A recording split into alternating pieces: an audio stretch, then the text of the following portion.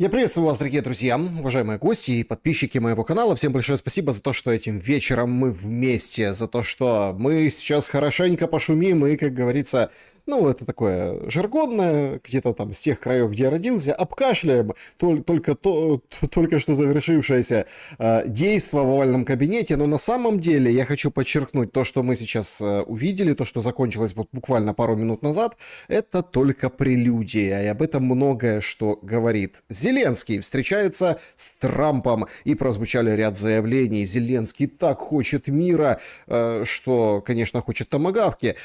Трамп сделал целый ряд заявлений. Первое такое разногласие мы увидели, да, и понаблюдали между Трампом и, конечно же, Путиным, Трампом и, конечно же, Зеленским, да, в том, что Путин хочет войны или не хочет войны. В общем, друзья, все будем разбирать, и я думаю, что сегодняшний вечер как бы перестает быть томным, и видно было, что Зеленскому дискомфортно. В общем-то, в какой-то миниатюре где-то вот есть отголосок вот той первой встречи 28 февраля в овальном кабинете, тем более, что на стол-то не накрыли, говорили, обедом покормят, ничего не дали, там водичка, Венс улыбается, Рубио там тоже рядом, ну, с Зеленским Ермак, в общем, ничего не ели, а так сказать, кормили всех обещаниями. Из того, что известно, конечно, нужно отметить, что, судя по всему, Будапешт пройдет без Зеленского. Ну, об этом так вот, как-то так сказал Трамп, но мы будем его держать в курсе. Обо всем сейчас, собственно, поговорим. Единственное, что я традиционно с большим удовольствием хотел бы начать наш сегодняшний шум, как и все предыдущие, с любимейшей нашей, скажем, забавы. Это игра в города. Всем большое спасибо, что играете. Всем большое спасибо, что поддерживаете. Формат очень простой. В закрытом клубе зрителей Шелест можно задать вопрос, отправить в предложку свой колобок, куда мы катимся. Это такая рубрика с короткими историями. Также QR-код, который видите на экране, возможность на экран что-то написать и канал поддержать. И спасибо большое за то, что мы вместе, и вы вот пользуетесь суперчатами, суперстикерами. Значит, Крымск с нами шумит. И привет из Киева передают, Зверево, Ростовская область. Значит, сейчас зелью накормят. Ну да, накормят. Саранск, Ашхабад, Смоленск смотрит, Донецк, Тюмень, а также Белгород здесь. И Киев, конечно, тут-то. Трамп смотрит. Нет, Трамп сейчас не смотрит. Трамп смотрит в бездонные глаза Зеленского и его хороший костюм. Джакет. Ну, пиджак имеется в виду. Тольятти, привет из Пскова, привет. Липецк, Киев, слушайте, киевлян сегодня много. Орехово, Белый дом на проводе. Бобруйск, Беларусь. Привет из Анапы, привет в Анапу. Саня, привет тебя из Юго-Восточного автономного округа Москва. Спасибо большое, привет в Москву. Лимассол на связи, Каховка, Бердянск, Марьино, Германия, Пенза, Алмата шумит и Самара тоже. Стену верни! Слушайте, вы еще помните эту стену? Боже мой, слушайте, спасибо, что так долго смотрите Шелеста. Каховка, Волгоград, Архангельск, Саяногорск. С нами Гусь Хрустальный, Крапивницкий, Минск и Тикси, Лисичанск, Приволье. Привет, родной Лисичанск. Друзья, всем большое спасибо, что пишете. Значит, пишите дальше. Сейчас пройдемся еще. Правила очень простые. Вы просто слышите более-менее похожий или близлежащий территориально тот или иной шум. Ставьте лайк. Обязательно лайк поставьте, потому что это очень важно для новой политики Ютуба, новой старой политики Ютуба и подсанкционности канала, который вы сейчас смотрите. Чего вы ждете от Будапешта? Смотрите, от Будапешта. Вы чего ждете? Ну и вот такое голосование. Абсолютно нерепрезентативное. Не ищите подвохов и каких-то там черных лебедей. Короче, раздел Украины, конец войне. Ничего не изменится, будет даже хуже. Имеется в виду, что эскалация попрет с новой силой. И, в общем, война как бы провернется и будет еще более смертоноснее.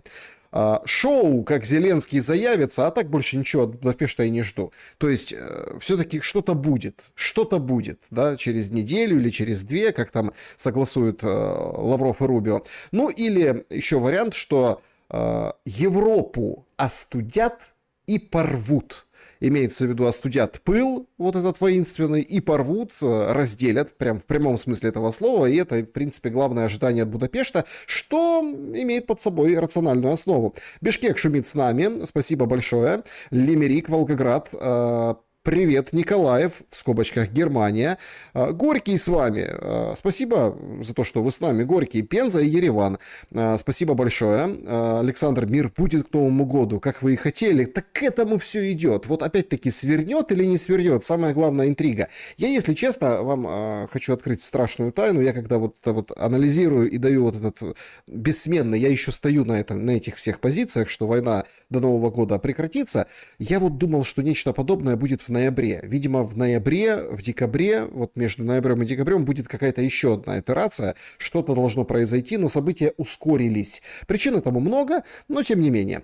Швеция с нами, Одесса, привет. Привет. Значит, Саня, всех не озвучишь, начинай вещать. Так я всех и не хочу озвучивать. Вот смотрите, Воронеж, очень рад. И это же прекрасно. Спасибо, что играете в города. И спасибо большое, что даже в Кукуево нас смотрите и в Новом Уренгое. Спасибо, друзья, за то, что мы вместе. Значит, из того, что самое главное и самое важное сказано Зеленским, значит, все-таки важно отметить, давайте тезисно по основным позициям. На что я хочу отметить, все будут это отмечать, и мы сейчас тоже пройдемся по кратким тезисам, каким-то фрагментам общения, и, как сопровождалась эта встреча, да, чем она сопровождалась, тоже интересно, как начиналось, как там аэропорт встречали, как как Ермак ходил, не буду показывать, в телеграм-канале есть, и в принципе у всех это есть, но тут очень важный момент. Было слышно, как там же была бомбардировка вопросами. Я даже думал, вообще я думал как бы раньше выйти, в 21. Но тут что-то вот этот Зеленский начал опаздывать. Такая какая-то интересная атмосфера была. Ее мы тоже обсудим, эту интересную атмосферу. Только что, вообще, конечно, если бы был бы еще и накрыт стол, это было бы просто по-барски. Вот просто по-барски, да? То есть это было бы вообще нечто. Значит, встретились Зеленский и Трамп. Вот так это все выглядело. Да, смотрите, как хорошо выглядит. Ему сразу, в принципе, бросаются в глаза его Зеленского тихоходики. Они такие, знаете, уже, собственно, такие бессменные. Вот они. Красота же. Да, по-моему, супер. Новая мода. И вот тоже такая, как бы, очень интересная штука. Все же там Путина обвиняют. Путин себе каблучок для того, чтобы рост был повыше. Зеленский тоже, видимо, с дизайнерской обувью точно так же себя ведет. Почему я акцентирую внимание на одежде? Потому что вот одежда, это вот был какой-то такой своеобразный триггер, ключик в самой первой встрече Зеленского и Трампа, и сегодня она тоже сыграла, потому что Трамп говорит: хорошо, тебе красиво в костюме, но Зеленского научили, и он на это просто посмеялся.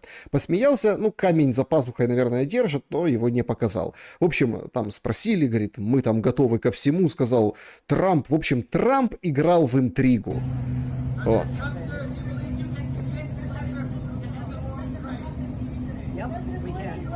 Да, мы сможем закончить войну. Зеленский улыбается, понимает, что их всех снимают. Вот, все. Вот так вот. Мага. Все будет мага. Значит, встретились, и действительно, эта встреча прошла не где-то там, а вот, собственно, в овальном кабинете. И имела вот такой достаточно, знаете, официально-деловой вид. Хотя вот, если так приблизить, посмотреть, тарелочки были. Я так понимаю, что накроют и поднесут позже. То есть будут кушать и, в общем-то, то, что без камер, обсуждать, когда едят. Я знаю, много таких есть разведчиков или каких-то таких, знаете, непростых людей. Они говорят, значит, надо посадить человека, и пускай он ест. Потому что, когда человек ест, ты как бы ему входишь в доверие, ты, в общем, можешь его как-то направить и воспользоваться его слабостью. Потому что человек, когда ест, как бы энергетически, он не может человек без удовольствия, например, там вот это вот, только грызть что-то, а есть еду. То есть, если человек кушает, поэтому все встречи, бизнес, всякие там ланчи практикуют, всякие переговоры, вот когда едят. Поэтому это очень хороший знак. С точки зрения классики переговоров. Но мы же с классиком дела не имеем. Мы имеем дело с Зеленским. Так вот, собственно, встреча в Венгрии, скорее всего, будет двойной, заявил Трамп. Значит, говорит, что думает, что Путин хочет закончить войну, иначе он бы так не говорил, и думаю, что Зеленский тоже хочет ее закончить. Зеленский, как всегда, говорит, Путин не хочет мира, а мы хотим. Дайте томагавк. Путин не хочет мира, а мы мир хотим. Надо просто садиться и говорить. Намекает Зеленский на то, что позови меня с собой, ну, имеется в виду в Будапешт, позови меня с собой в Будапешт, Дональд, я пригожусь, я тебе сгожусь. Значит, понятно, Трамп не в оправдание, но говорит, что там очень сложно, в общем, все решается, Ближний Восток было разрулить куда проще, там 59 стран нам удалось добиться согласия. Журналист спрашивает, ранее вы говорили, что Украина сможет вернуть все территории, которые она потеряла. Вы все еще так думаете? Ну, Трамп на это ответил, никогда не знаешь точно. Знаете как, никогда не знаешь, где найдешь, где потеряешь. Также Трамп говорит, нам нужны томагавки и много оружия, которое мы отправляем Украине. Это одна из причин, почему мы хотим закончить эту войну. Логика в этом есть, и она исключительно коммерческая, а уж никак не вот эта пропагандистская. Ну, Зеленский же приехал, говорит, дай, а говорит, не, мне самому надо, поэтому давай мы с тобой закончим, давай ты обойдешься, это вот в переводе на простой язык, обойдешься, томагавки, обойдешься. И тут, собственно, ну, как бы вот эти прогибы, вот эти все заглядывания в глаза, вот эти смешочки, это вот выглядело максимально, ну, скажем так, со стороны Зеленского мерзко, потому что было видно, что он не в своей тарелке. Почему? Да потому что все же было вот организовано примерно так же, как и всегда в Америке. То есть они только сидели вот так, да, вот таким вот макаром, друг напротив друга, за столом, когда принесут там сначала закуски, потом горячее, и там же вопросы набрасывались так вот, ну здесь вот как бы коротко все, да, короткие выжимки, ну так, чисто я на них опираюсь. Трансляцию смотрел, и вот я вот увидел, как Зеленский как бы начинает нервничать. Возмущается, что однотипные вопросы, одинаковые. То есть вот он такой сидит, он такой парень, он такой тут он пришел как бы разруливать процесс. Однотипные, одинаковые. И однотипный, одинаковый Трамп. Трамп по большому счету не сказал нового ничего. Ну вот такого, чтобы потрясло. Нет, он, правда, опять переметнулся, говорит, Путин хочет закончить войну, мы закончим войну, мы это все сделаем, все будет сложно и так далее. Значит, никогда не было президента, который бы хотя бы одну войну решил. Зеленский заискивает, говорит, что у вас есть большая возможность завершить войну в Украине. Вот у Байдена ее не было, а у вас, Дональд Федорович, есть. Значит, Зеленский заявил, что предлагает США сделку. Он так и говорит в переводе, там, синхронном звучало как «я не хочу показаться брокером, но мы вам даем дроны, а вы нам даете томагавки и другое вооружение». Насчет томагавков, конечно, Трамп старался держать интригу. И, понятное дело, иначе, если бы он сказал бы нет, ну, а смысл встречаться? А так он говорит, мы сейчас поговорим. Вот в эти минуты, сейчас прямой эфир у нас, они там разговаривают. И разговаривают уже без камер, разговаривают так, как есть, поедая какое-то меню. Прошлое меню выбросили, ну, нет, не буду врать, не выбросили, съели сотрудники Белого дома, когда тут уже намечался обед делегации, не прошлый, а позапрошлый визит в Белый дом, имеется в виду 28 февраля. Этот, видимо, Зеленскому что-то перепадет, куснуть, так сказать, на этом поминальном обеде, поминальном томагавков. Ну, с точки зрения томагавков, да, они поминальные. Значит, война это не просто использование томагавков, говорит Зеленский, это тысячи дронов, мы их производим, в США есть большое производство и других ракет, но нет тысяч дронов, как у нас. Потужно, мы круче США.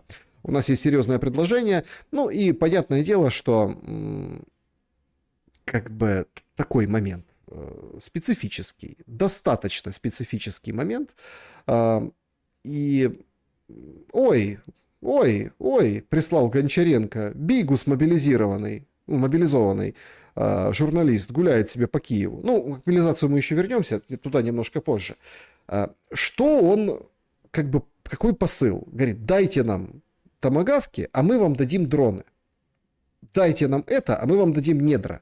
Дайте нам то, мы вам дадим, не знаю, еще что-то. Хотите, мы людей вам дадим. Хотите, мы вот это вот будем землю, хотите, в вагоны будем загружать и вам отправлять. Ну, у вас же мало земли. Хотите, воздуха будем в банке набирать и вам туда дайте что-нибудь. Потому что нужна война. Но мы хотим мира больше, чем Путин. We want peace, говорит. Мы хотим мира.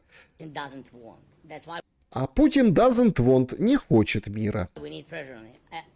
Да, вот не хочет мира. Но то, что состоялось между Трампом и Путиным за сутки до этого, это двухчасовой разговор. Причем там непонятно, сейчас, конечно, будем следить за информацией, и там буквально в прямом эфире тоже, возможно, обсудим, когда она закончится, эта встреча, Зеленский сядет и уедет. Наверное, через полчаса, ну, судя по графику Трампа.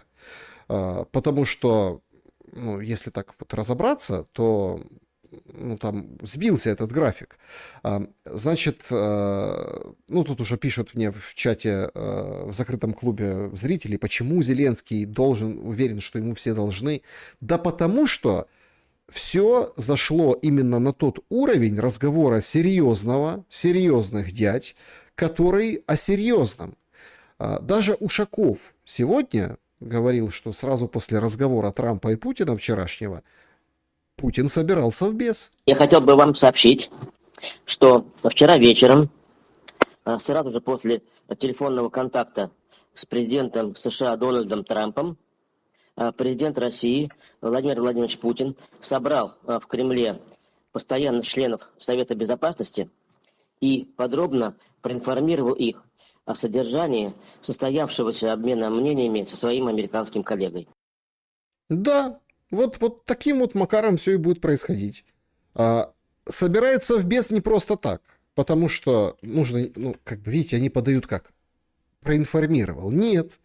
Разработали проект каких-то решений, ответов на определенные вызовы. Эти вызовы Трампу не нужны. Его четкое прямое заявление вчера говорит, из-за Украины Третья мировая война не начнется. И они все скулят о мире, говорят, вот, будет мир, но дайте томагавка, дайте, там, не знаю, пусковую установку, дайте что-нибудь, дайте, чтобы продолжать войну, но это нереально. И Трамп на это четко указывает, потому что дальше, после... Вот эти 2 часа вчерашние, они вот перевернули ход событий. Ну, во-первых, выпечили Орбана вперед. Во-вторых, воскресили очень такие специфические проекты, достаточно мощные. Кирилл Дмитриев написал, что предлагает Маску построить за 8 миллиардов, раньше 65 стоило, а сейчас там новые технологии, 80, тоннель из Чукотки в Аляску. Вот так вот схематически он, так сказать, это все разрисовал, и вот буквально там 15 минут назад журналисты задавали вопрос Трампу, а что вы думаете по этому поводу? Он говорит, нет, не очень хорошая идея. Нет, я пока... Понятное дело, что Дмитриев это поднял на уровень символизма, ему хотелось как раз-таки поймать эту волну о том, что все на мази. Почему артачится Трамп в этом ответе и почему он негативно относится? Да потому что это проект бизнеса. Деньги делать. Большие деньги, причем с развитием Дальнего Востока и, конечно, малоразвитой Аляски. Это абсолютно другой проект, но это проект как бы созидательный. Трамп, он не интересен, потому что это вот на долгие годы вперед, это вот такая история поколенческая, а Трамп уже не молодой парень, да, хотя там на кепках пишет, что он в 28-м будет президентом, это долго, и причем вот это вот расстраивать Аляску, Путину с другой стороны вот это вот торговать, ездить, нет, ему нужно то, что лежит сейчас. Вот сейчас. Это, в принципе, объясняет его политика и по войне в Украине, и по пошлинам, и по другим вещам. Поэтому это вот не зайдет. Это не зайдет. Даже томагавки, как тема, это была история здесь и сейчас. Здесь на сейчас. Это сторговаться с Путиным, не с Зеленским, с Путиным. Time публикует, это та, которая Time после газа вот с ракурсом снизу опубликовала его фотографию как триумфатора. Значит, томагавки, значит, заменят на что-то менее мощное, менее потужное. То есть никто не против потужности, но что-то дадут меньшее, что-то не то. В Axios гуляли, скажем так, сливы или там такая аналитика, информация, что могут дать какие-то недотомагавки. Ну или там томагавки старье, те, которые уже как бы можно утилизировать, списать и в таком абсолютно нетоварном количестве, которые ничего не изменят. Но томагавки проигрываются в украинском вот этом ну, да, вот сегменте аналитики проигрывается дичайшим образом. Абсолютно дичайшим. Они сначала говорили, что сейчас как жахнем, сейчас вот дадут томагавки, Путин боится, Путин такой-сякой. А сегодня уже говорят, да ну что там те томагавки, что они решат? Вот дроны у нас. И посмотрите, дальше сейчас вот такая будет история. Зачем нам томагавки? Их там сложно, эти пусковые, это там... Ну, дроны. Вышел в чисто поле, запустил, летит, вообще круче любого томагавка. И вот так будут продавать теперь украинские дроны. Мол, мы сейчас будем что производить. Но опять-таки, он же хотел бартер. Зеленский хотел бартер, поменять дрон на томагавк. Ну, в принципе, точно так же, как и на войне. Он хочет поменять, например, 1000 мобилизованных на 1 кап. Ну, вот так. Да, то есть... Бартер, ты мне, я тебе, давай, туда-сюда. Вот с таким настроением он приехал, хотя по виду и по ответам, и по всему тому, что происходило, и как он раздражался вопросом однотипным, как он, как он себя вел, видно было, что, конечно, это абсолютно некомфортная встреча, потому что то, что сказано сегодня, забудется, растворится буквально в том, что будет сказано непосредственно завтра в том числе. Конечно, ну вот без сомнений мы можем утверждать о том, что Трамп играет и закручивает очень интересные вещи. Значит, тут же как журналисты спрашивают его, вас не беспокоит, что Путин пытается выиграть себе больше времени? Да? Трамп говорит, беспокоит, но мне всю жизнь обманывали лучшие, и я выходил из этого очень хорошо. Может быть, немного времени, это нормально? То есть абсолютно деда просто потянуло на философию, на какие-то, скажем так, моменты, но... определенная история, да, и определенные загадки. Трамп говорил загадками, по большому счету, которые сложно расшифровать. Например, чего стоит фраза его о том, что Путин мне вчера сказал много вещей, которые впечатляют. О, как! Как на заказ сегодня Financial Times слили историю о том, что в Анкоридже, там опять Рюриковичи, вот это Путин, Трамп раздражался, как это все долго, в общем, фу-фу-фу, какой такой предсказуемый Путин, да ну его и так далее.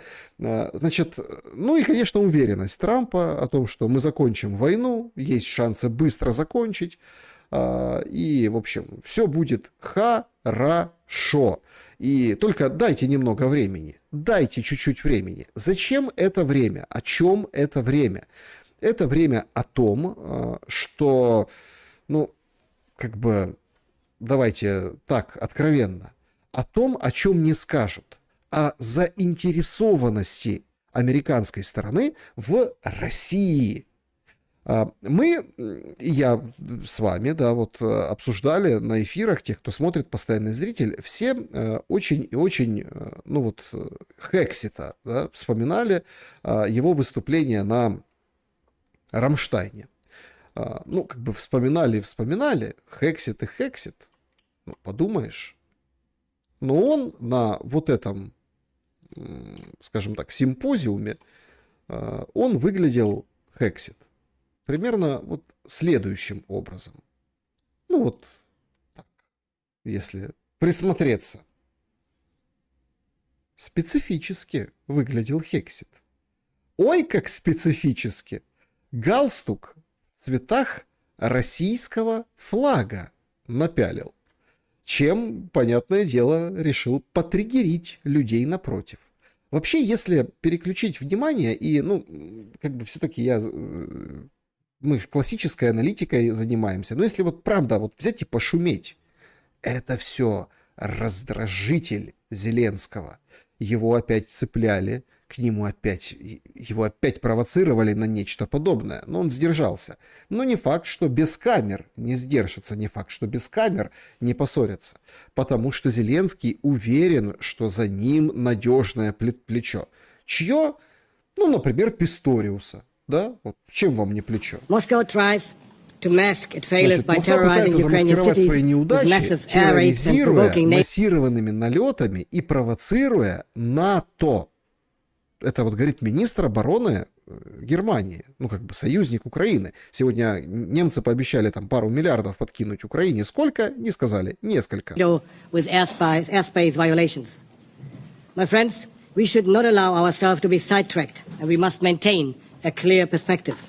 Значит, должны сохранять четкую перспективу, Current developments on the успехи на battlefield in поле боя Ukraine must Украины. strengthen, and we must maintain a clear perspective. Current developments on the battlefield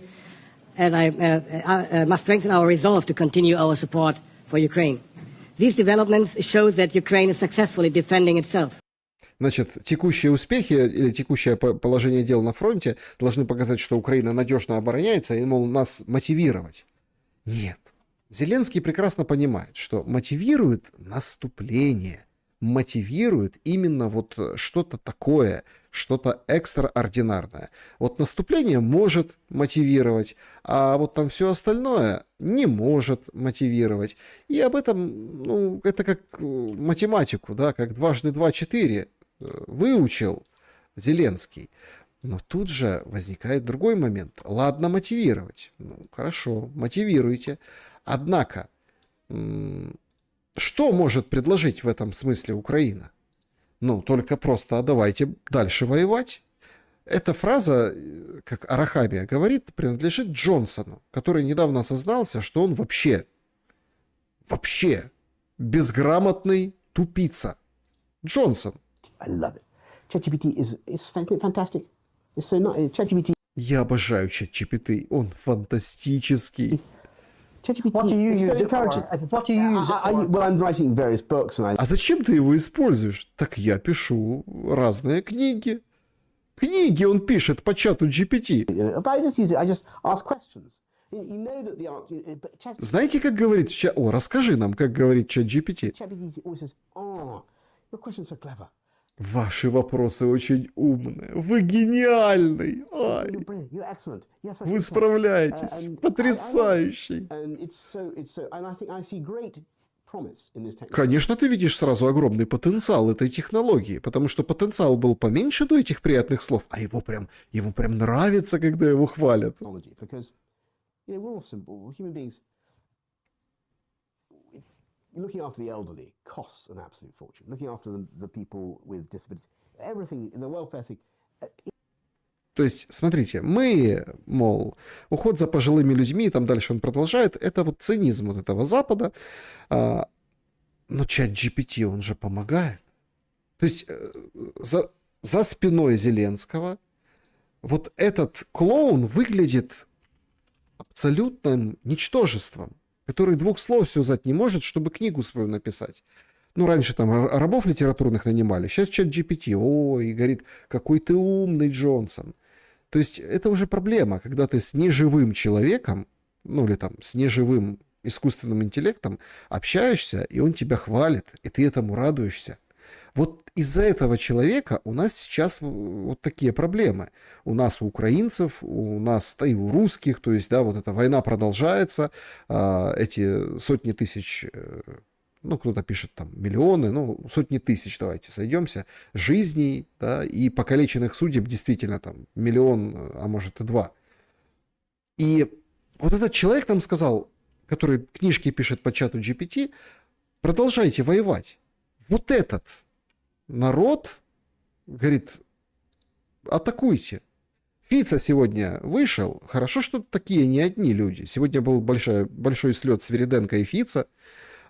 Причем Фица очень интересно выглядел. Наша украинская вот эта вот машина пропаганды говорит, Свириденко поехала в Кошице к Фицу договариваться, чтобы давить на Россию. Да? А наши говорят, точнее, а Фица говорит вот ровно вот это. oznamoval, že 3 mesiace pred začatím vojnového konfliktu na Ukrajine bola na stole mierová dohoda. A Ukrajina bola pripravená túto mierovú dohodu podpísať. Ну, это он вспоминает, что опять Бориса Джонсона, который в то время приехал, а готова была Украина все подписать. Ну, то, что мы проговорили выше. Začali však chodiť ľudia, ako pán Johnson, ktorý v tom čase už bol poslancom britského parlamentu, nebol premiér. A títo ľudia veľmi aktívne prehovárali nielen západných lídrov, ale predovšetkým prehovárali ukrajinskú vládu, aby v žiadnom prípade nepodpísala mierovú dohodu, aby sa naďalej pokračovalo vo vojne. Pretože bola stratégia, že cez túto vojnu bude šanca dostať Ruskú federáciu na kolena. Значит, были такие стратегические планы. Поставить Российскую Федерацию на колени. И дальше он говорит феноменальную фразу. Ale kto pozná Rusov vie, že keď sú na kolenách, tak len preto, lebo si zavezujú šnúrku na topánke.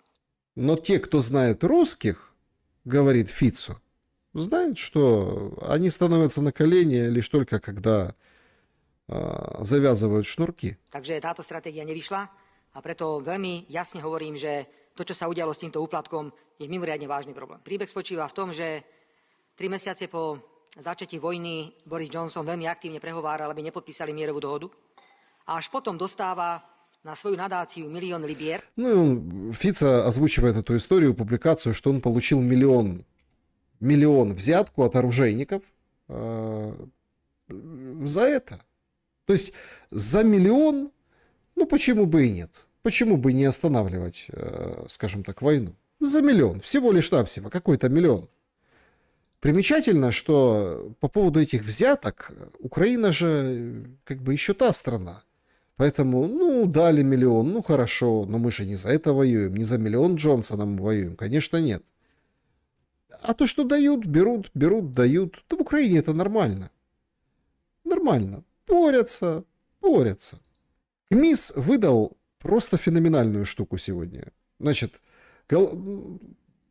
социологическое исследование. Вот сентябрь 23, сентябрь 24, октябрь 25. Значит, Украина действительно пытается бороться с коррупцией, и есть позитивное продвижение. 56% было, 48% так считало, 59% в 23 году. И Украина есть безнадежно коррумпированной страной, и позитивных изменений нет. Представляете, 40%. То есть абсолютно опрос офисный. То есть мы боремся. Так и чё ж вы Джонсона не побороли? Борцы. Если уже Фица с трибуны своего парламента говорит о том, что ну так погодите. Джонсон, который вас науськал воевать, он получил $1 000 000? Вот это все годы за $1 000 000 в кармане у этого Джонсона. Так давайте поборемся за эту коррупцию. А у Зеленского, а у других побороли всю коррупцию. Все честные. Ну, по поводу еще встречи, это, конечно, топ-новость сегодняшняя. Какая-то вот интереснейшая история, да, скажем так, как Трамп, в общем-то, задержалось же все, не по графику пошло. 20:00 по Киеву, все ждут, а Трамп нет, он встречается с тенором всемирно известным Бочелли. Причем интересно, что они вот сидят, слушают музыку. Вот эта лужайка Белого дома, овальный кабинет, там уже вовсю приготовление, там уже вот так, там уже этак. А потом еще, вдобавок к этому, Бочелли ему и спел. Ну, то есть идет вот этот... Ну, как-то, в общем, в ноты он не попал. Потому что сбился, застеснялся. Ну, человек старый, конечно, ну, там, пожилой, да. Но, смотрите, Трамп фанат Бочелли издалека. Поэтому у Трампа, значит, было хорошее настроение перед встречей с Зеленским, потому что и музыку послушали, и попели. Ну, а дальше можно немножко повыеживаться перед прессой и садиться кушать в компании Владимира Александровича. Причем интересно, что сладость его ушам последние пару дней опять очень серьезно обсуждают. Сладость ушей. Имеется в виду сладость ушей Трампа. Значит, этот пост набрал феноменальные какие-то показатели, как для него. Значит, 8 миллионов просмотров, это было там на какой-то, ну, в общем, это американский пользователь, да, значит, указал, что ухо у Трампа целое, нет никаких ран. Говорит, я как бывший снайпер не могу выстрелить в ухо человека из автоматической винтовки AR-15 и не оставить на нем раны. Это невозможно. Этот бывший снайпер имел в виду то, что не удалось покушение тогда, в 24 году, и оружие назвал. И пишет, когда я обучаю людей тому, как распознавать психологические операции, которые на них проводятся, я всегда говорю, что самый простой способ определить что-то поддельное, это проверить, можно ли это воспроизвести снова. Значит, этот твит за сутки набрал 8 миллионов просмотров, вызвал кучу реакций и, ну, разного толка вещей, да, обсуждений, потому что ухо-то целое. Вот мы с Димурой постоянно по четвергам, ну, в тот период времени предвыборки Трампа, да, вот около года назад, вот мы постоянно на этом обращали внимание. Так а что с ухом? Все целое. Пластические хирурги? Ну, вряд ли. Винтовку показали. И сейчас это опять всплывает.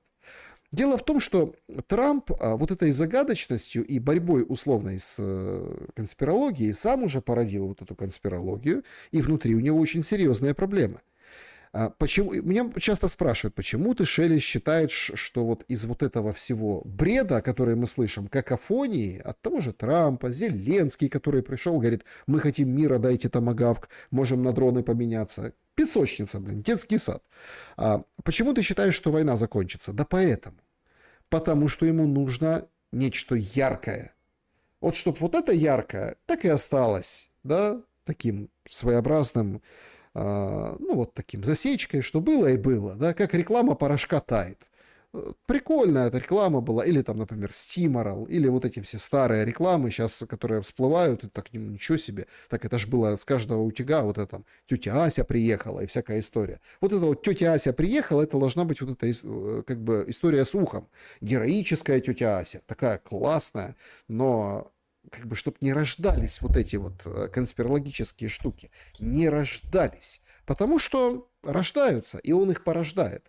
Поэтому всегда нужно идти вперед. Война в Украине, если ее закончит Трамп, и это будет выглядеть как шоу по типу Газы, саммит мира, ну это тогда да. Тогда вот эти мелкие всякие штуки, претензии никому не будут нужны. Все будут смотреть на результат в Украине. Поэтому Трамп, конечно, постарается. И Будапешт, судя по всему, будет. Потому что сегодня Орбан с Путиным созванивался, Фица, которого я показывал, да, он говорит, Орбан, если что, мы можем там копейку подкинуть тебе для организации. Вообще легко, то есть ты только свистни, мы готовы денег дать на этот слет, на визит, если там мало ли вдруг не хватает чего, или заортачатся там еврокомиссары, или там внутриполитическая история, все скажут, зачем нам такой саммит вот здесь.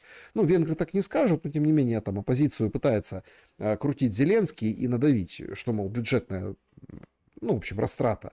Фица готов деньгами скинуться. Вопрос не в деньгах, вопрос в готовности. То есть в то время, когда в Газе прилетали просто поклониться Трампу и преклонить перед ним колено, то тут готовы деньгами участвовать. Это две большие разницы. Абсолютно две большие разницы. Ну а по поводу того, о том, какие русские, как вот Писториус говорил, у них ничего не получается, сегодня вышел номер журнала «Катапуль», немецкий журнал. И вот здесь вот прямо интересно. Я даже... ну, комментарии излишние, показали оккупированную Россией территорию Украины, видите, и сравнили с разными странами. Вот как выглядит, например, ну, Германия, а это вот там, собственно, Италия, да, а это вот Франция, Польша. Ну, вот так, чтобы немножко пришли в чувство о том, сколько утрачено Украиной территорий, сколько завоевала Российская Федерация. Для сравнения. Конечно, там Турция там серьезный кусок, понятно, там Испания. Ну, понятно, что в масштабах США и Америки это ни о чем. Но европейцы, которые кричат о том, что Путин ничего не добился и прикрывает ударами по энергетике, ну, как-то шибко, ну, в общем, перегибают палку. И иногда вот эти карты, это стандартная практика, допустим, да, возьмите большую страну, наложите на другую и увидите реальную площадь, таких программ сейчас куча, немножко отрезвляет. По поводу Зеленского. Интересная деталь его пребывания в Вашингтоне. Значит, собственно, где он ночевал? Вот здесь. Значит, в доме там 19 века, это президентский гостевой домик. Да? Вот тут он находился. Мы видим вот эту лужайку, мы видим, где овальный кабинет. То есть он фактически даже мог высунуться в окно и послушать, как Бочелли поет. То есть его поселили там, оставили переночевать возле овального кабинета. Вот так там внутри, как сообщает пресса. И, собственно, так вот он выглядит снаружи. Примечательно, что территория Белого дома. И зачем я вот, собственно, на этом делаю акцент? Во-первых, это впервые. Ну, вот так Зеленский ночует. Это прям за забором Белого дома. Прям под забором. Вот забор и сразу вот этот гостевой домик. Прям очень близко. И вот эта близость к Белому дому не снимает угрозы с Зеленского, потому что, ну, прям охраняли его. Охраняли прям очень и очень дико. Вот таким вот макаром. Смотрите. Самосвалы.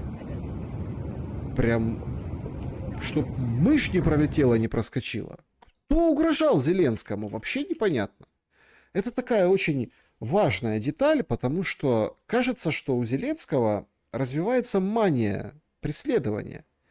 Рассказывали знакомые, там, и эксперты и знакомые о том, как в Вене его перегородили там кварталы целые. То есть Белый дом, территория, вот заборчик, вот этот домик гостевой, и там прям тоже улицы перегородили, чтобы никто не пришел. Ну, чтоб не пришел, никто новичка не насыпал, ни в какие, скажем так, ткани, ни в какое белье, ни в какие, скажем, стаканы ничего не подбросили. Чтоб, может, люди штурмом должны были идти, зачем самосвалы? Но чтоб с самосвалами как-то, вот с самосвалами и на вот такой платформе, как-то ты себя увереннее чувствуешь. И это чувство уверенности, оно, как такое ощущение, кажется, испаряется. Как-то оно удаляется от Зеленского. Вот момент его прибытия на вот эту эпохальную встречу ни о чем.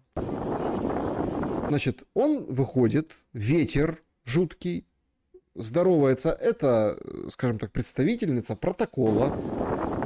Она его встречает. Ермак! Добро пожаловать на американскую землю. Ермак. Типа, как дела? Да, вот ждали вас. Смотрите, Ермак. Стефанишина. Ну, ее там пропустили. А дальше вот эти какие-то странные, ну, может, какие-то военные начальники американские. Да нет же! Никакие это не американские военно-начальники. Это украинцы. Это борт. Борт. Понимаете? Это пилоты. Пилотов выставили, чтобы они поздоровались с Зеленским. Знаете, вот это вот, когда приземляется самолет, поаплодируем пилоту. А тут он лично борт номер 1 поприветствовал.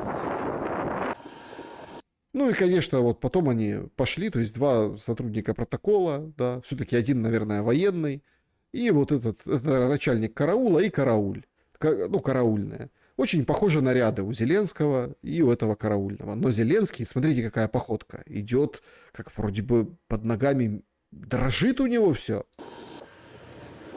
Ну и красиво развиваются флаги, конечно. Вот этим кормили всех, понимаете? Вот этим. А что люди, спросите вы? Они же вот на это все смотрят. Они же вот пытаются как-то понять, а чего ждать, а как дальше, что делать. Что вообще люди? У киевлян спросили, чего вы ждете от этой встречи, которая вот уже прошла, ну, может, сейчас там заканчивается, идет. Что она значит? Публичную часть встречи эту мы вот обсудили. Що ви очікуєте від нової зустрічі Трампа та Путіна у Будапешті? Гіршого. І що, він якийсь, я йому не вірю. Очікую, що в принципі нічого не поміняється. Знову дасть 2 тижні, може 3 максимум. І так буде по колу. Я вже нічого не очікую, насправді. На вашу думку, Угорщина є вдалою локацією для перемоги? Значит, смотрите, то есть, чего вы ждете от встречи? Ничего. Вот это он, Киев, Контрактовая площадь. Ничего не ждут. То есть, вот это как бы украинцы, да, киевляне. Трамп раз, ну только вот там по этим цитатам и то, что я слушал, ну раз 15 повторил, что, хорошо, 15 перегнул, ну раз до 10 повторил, что он закончит эту войну. На этой встрече, и, ну там и раньше, и о том, что нам удастся, мы это сделаем, а киевляне ничего не ждут. Кому? Нам ні. Ну и здесь хорошее место Венгрия для того, чтобы провести переговоры, да, для нас, для українців. Їм так. Ні, не хочу. Цей Орбан теж не довіряємо. Угорщина, в принципі, на мою думку, ні, тому що Орбан виступає, в принципі, в цілому проти України. Каже віддавати землі, території віддавати, тому я думаю, що... То есть, понимаете, говорит, отдавайте земли, территории, значит, ты против Украины. Поэтому в Венгрии это плохое место для встречи Трампа и Путина. Это как будет на, не знаю, на поле соперника, что ли? Угорщина тут не найкраще місце для переговорів. Ну, вони такі праворадикальні досить, тож я, Праворадикальные венгры. якщо чесно, я не знаю, яка локація. Будь-яка локація підійде, якщо щось зміниться. Чи буде нова зустріч результативнішою за Аляску? Навряд чи ні. Не довіряю, бо у Трампа щось таке на умі, що зараз сказав так, потім так сказав. Ні. На мою думку, ні, тому що знову в очередний раз Путін скаже, що ну, почне маніпулювати Трампом і скаже, що не треба передавати томагавки. Скаже, що навпаки буде знову там 3-я світова війна, тому мені здається, що від цих перемов, які відбуваються, що вони по колу, то нічого не зміниться, в принципі. Ну, я в цьому вже не впевнена. Типу, Путін показав все, що може показати, і я не думаю, що щось зміниться насправді. То есть, смотрите, переговоры ни к чему не приведут. Это все, опять-таки, срез вот этих пересечных украинцев. Нам показали там реально 4 человека, им задали там по 3 вопроса. Их выбрали вот таких. Неверующих, ничего не ждущих. Но логичен же другой вопрос. Так а что дальше? Ну так, а дальше что? Ну хорошо, встреча ни к чему не приведет. Так а дальше что? Вот так и будет? Со светом 2 часа, со светом 4 без света? Вот это вот Украина. Вот так вот вы хотите продолжать? То есть вы ничего не ждете? Значит, будет вот так. Причем, знаете, вот эти вот украинцы, они вот поражают. Был Киевский международный форум. Ну вот, это киевлян спросили, вот они, киевляне ответили, а это вот Киевский международный форум. І виходить Буданов на нього, несколько тезисів. Будь-яка довготривала війна жодній економіці світу, в жодній країні ніколи не допомагала. Тому ваша теза про те, що Росії стає все важче і важче, вона, в принципі, апріорі правильна. Значить, Росії буде все тяжелее і тяжелее. Окей. Проте питання ж в тому, наскільки критично це для неї зараз. Ви самі окреслили багато факторів. На жаль, це далеко не те, про що всі мріють.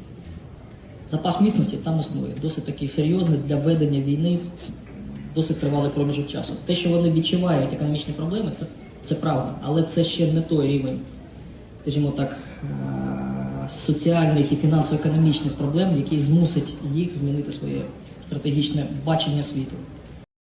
То есть Буданов фактически идет, его мнение, его взгляд вразрез с Зеленским. Потому что Зеленский говорит, что Ну, вы же помните эти заявления. Кто-то куда-то не доехал, мы бьем по НПЗ, и тогда люди, там, мы тоже сделаем блэкауты в России и в Москве, и тогда люди зададут вопросы власти, и она пошатнется. Он говорит, экономически будем давить на Россию, и тогда, в общем, народ взбунтуется. А Буданов говорит, да нет, очень серьезный запас прочности, очень серьезный в России. Так а ми що? 24 лютого я запитувала вас, чи закінчиться війна до кінця року. Які прогнози ваші зараз? Я сподіваюся на краще.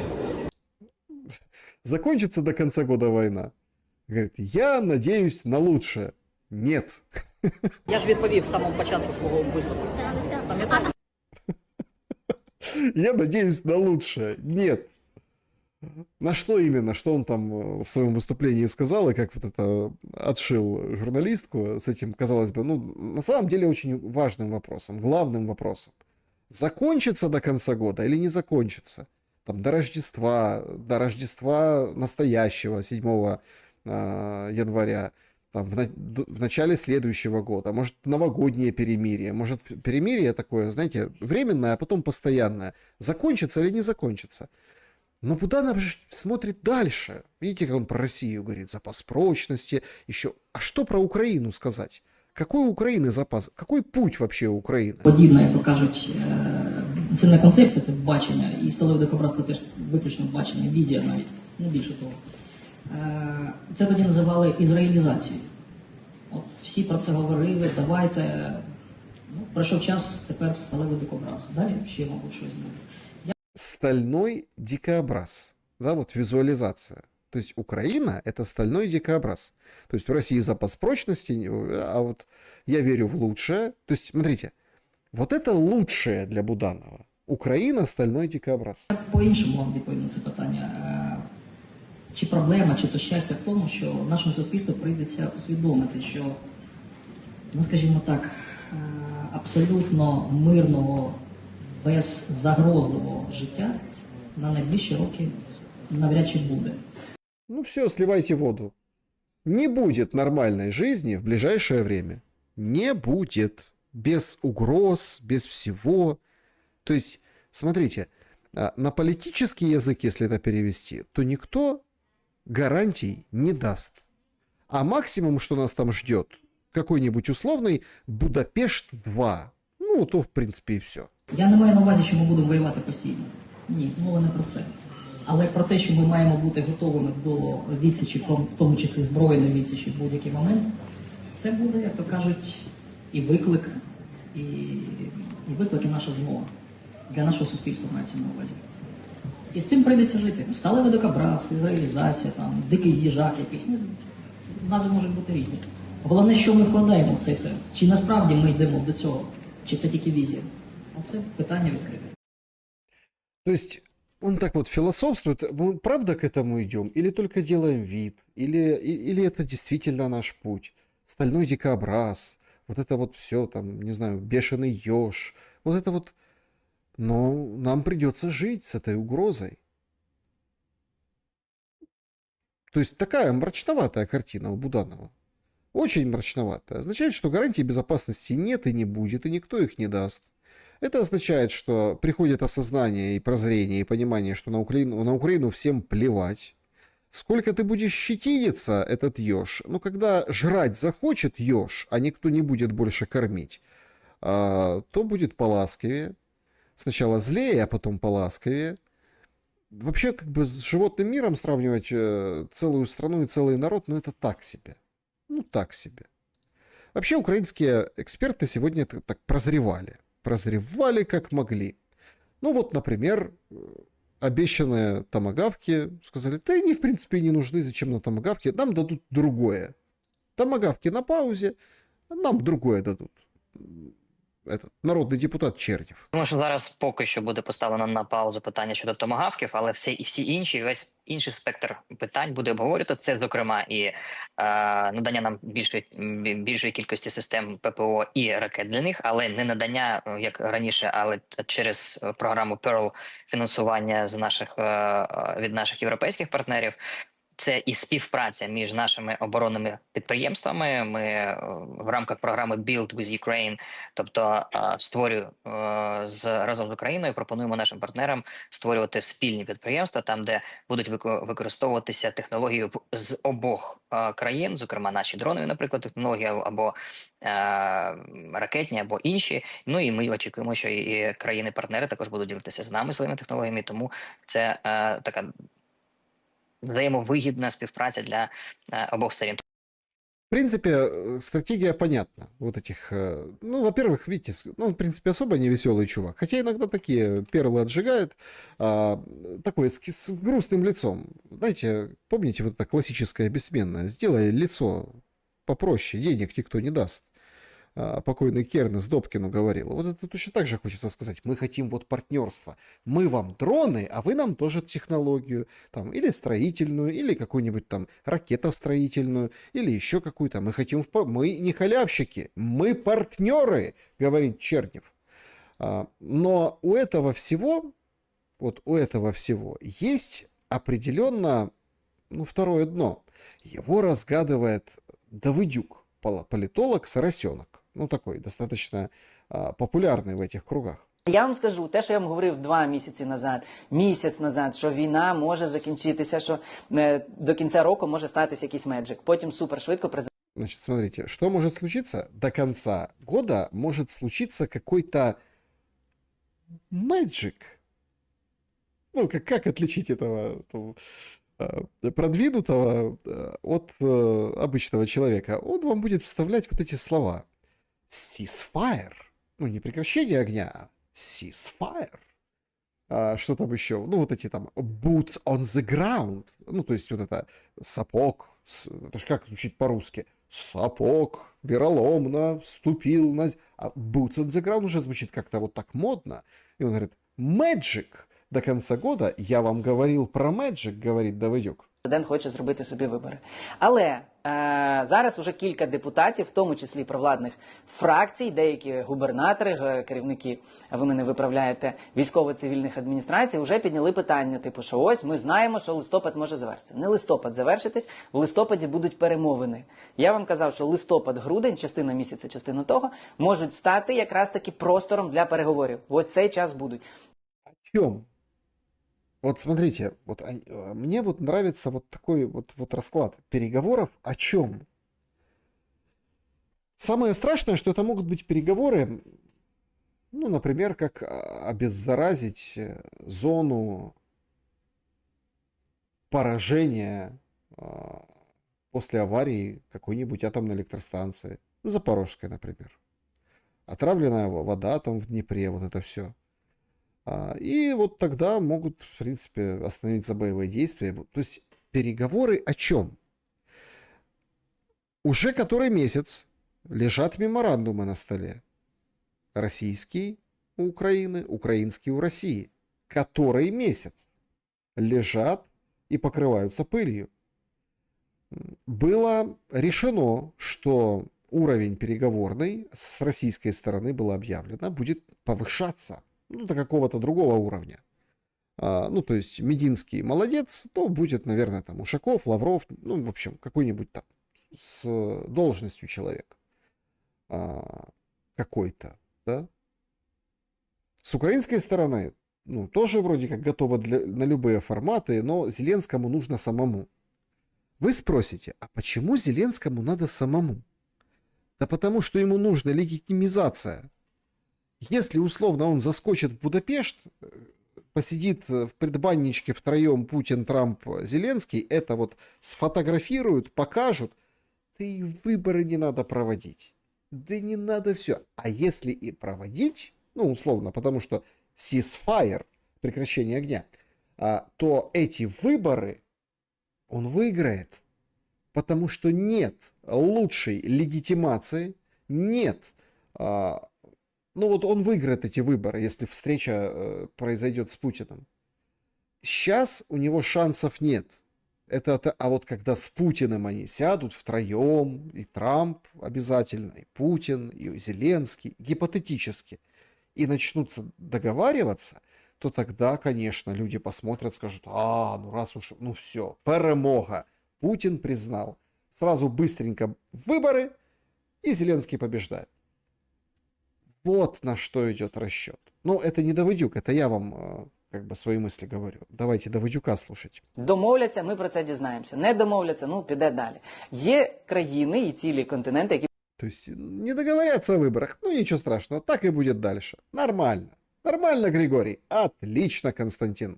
хотіли зірвати ці переговори, це правда. Не тому, що вони переживають за нас, чи за формат перемоги, чи за умови цих домовленостей, тому що їм це вигідно. І навпаки, є країни, які хочуть, щоб ми за будь-яку ціну чим пошвидше зупинились. В Україні свій інтерес. О, смотрите. А тут интересно, слушайте. То есть одни говорят, заканчивайте уже, другие говорят, продолжайте. А у Украины свой интерес. Вот это сейчас интересно. Український. І от Україна зараз намагається його відстоювати. Да, політики туди ще й свій інтерес засовують політичний, і щоб не покарали за їх інтерес фінансовий в війну, бо лапу в мед макали. Тут теж включається, ми про це зрозуміло, що не дізнаємося, але повірте, з надійних джерел повідомляє вам відповідально, що теж за це борються. Так от, листопад-грудень дійсно буде часом переговорів. Потім, можливо, дійсно заморозка, можливе приторможування, потім можливі вибори. Поки що ми не розслабляємося, відносимося до цього як до аналітичної інформації. Все, як ми з вами говорили протягом 3 років. Все по Франклу. Ті, хто надіяли, що швидко закінчиться, зійшли з дистанції. Ті, хто думали, що ніколи це не закінчиться, я м'яко кажу, зійшли з дистанції. Але ті, хто працювали систематично, монотонно, йшли до цього, вони доходили до кінця. Ось так само до цієї інформації. Я вам даю інсайди, я ділюся, ніколи не приховую, що знаю сам, ділюся з вами. Перепровіряю перед цим, правда. Але я теж не хочу, щоб ми заговорювали один одного. Ну все, давайте, значить, уже розслабимося, все вирішено, все буде це. Депутати хайпажери. Вони 6 років нічого не робили. Зараз, зрозуміло, треба ж винести щось продати. Одні продавали 2-3 неділі на початку війни, другі продають 2-3 неділі, як вони думають, в кінці війни. Наша задача – пройти цей шлях до точки, яка буде називатись фініш. Ми не загадуємо, але ми аналізуємо конкретні факти. Финиш в чем? Ну вот какой финиш? То есть надо пройти. Смотрите, вот это ярчайший пример вот этой вот аналитики. Ну ничего страшного. Ну ничего страшного. Есть украинский интерес, мы за него боремся. Так а в чем он? В чем интерес? Вернуть территории? Не вернуть территории. На вот этой встрече с Трампом тоже об этом сказано. Сейчас там расходятся новости, вот в эти минуты, мы в прямом эфире просто сейчас, о том, что Зеленский привез Трампу карты. Карты привез. Он же посмотрел на карты прошлый визит, да, и привез ему карты российской территории, которые вот как бы он бы поразил. То есть карты болевых точек России. Ох, камера Трампу интересно. Сейчас там этот завод, туда там, вот это все. Сейчас туда запустим. Летаки будут летять, будут всех бомбить. Помните это его сакраментальное выражение? Вообще, конечно, дурдом. Какие карты? То есть Америка и Союз. Америка и Россия. Это противостояние, ну вот оно... А Трамп не в курсе. У него карт нету. Ну, то есть, карты привез. Я даже представляю, там же, видите, тарелочки, вот это все. Журналисты вышли, ну, там же карты нельзя показывать. Ну что, да, вот. Журналисты вышли, им принесли там горячее. Это вот интересно, перед горячим, после десерта он будет карты показывать, да? То есть, ну, какой-то абсолютный бред. Но это вот продают. Я даже встречал новость о том, что вот тоже во время этого ажиотажа, когда уже встреча началась, что подготовили слайд-презентацию болевых точек Российской Федерации. То есть, а в чем украинский интерес? Вас всех уверяют, что украинский интерес в том, чтобы Россию обезжирить, ослабить, подорвать, расшатать. Что при этом будет с Украиной, все равно. Но украинский интерес в этом. Мы поэтому что мы делаем? Реализуем украинский интерес. И вот такие, скажем так, размышления. Вот, не верьте никому, верьте мне. Я вам ничего не говорю, но потерпите, потому что мы идем к финишу. Такое инфо-цыганство, понимаете? Инфо-цыганство. И его много. Но инфо-цыганство в этих условиях, абсолютно рвущие на куски пропаганды, оно как елей, оно успокаивает. Оно успокаивает, потому что одни говорят, Украину сотрут в порошок, другие говорят, Россию там дойдем до Кремля, Путин достанем из бункера, из холодильника. И хочется чего-то вот плюс-минус вот такого, да, как нам говорят, что нет, спокойно, у нас есть свой интерес. Интерес – это когда веерное отключение, интерес – это когда гробы, интерес – когда нам говорят. Вот я, если честно, по итогам вот этого всего мракобесия сегодняшнего, ну как, это шоу, это продолжение шоу Трампа. Он Бачелли послушал, к Зеленскому пришел покуражиться. Очень интересные формулировки, да, мы разбирали в начале. Трамп, Зеленский имеется в виду. Вот это вот... Сейчас все будут говорить о встрече Трампа и Путина. Посмотрите, все будет заполнено вот этим, весь эфир. А потом, понятное дело, ну, это тоже грамотный ход. На самом деле, вот с точки зрения, если убрать Зеленского из этих всех пасьянцев, то это очень грамотный ход. Почему? Потому что Трамп встречается с Путиным и решает какой-то очень важный вопрос. Ну, война в Украине – важный вопрос. А потом победителем решалой, то есть не может Трамп проиграть или просто так проболтаться ни в чем, скажем так, ничего не добившись в Будапеште. Будапешт – это будет важная точка, очень серьезная переходная точка. Это будет не Анкоридж. Анкоридж – это встретились, носиками потерлись, понюхали друг дружку, да, разъехались. А вот там уже будут решения, потому что с этим решением в кармане Трамп должен эту карту Будапешта взять и отправиться к Си Цзиньпину. А там сложнее история. На геополитическом уровне там идет противостояние сумасшедшее. То есть Украина тут в этом отношении только часть, ему нужно побеждать. Побеждать как? Заканчивать войну. Заканчивать.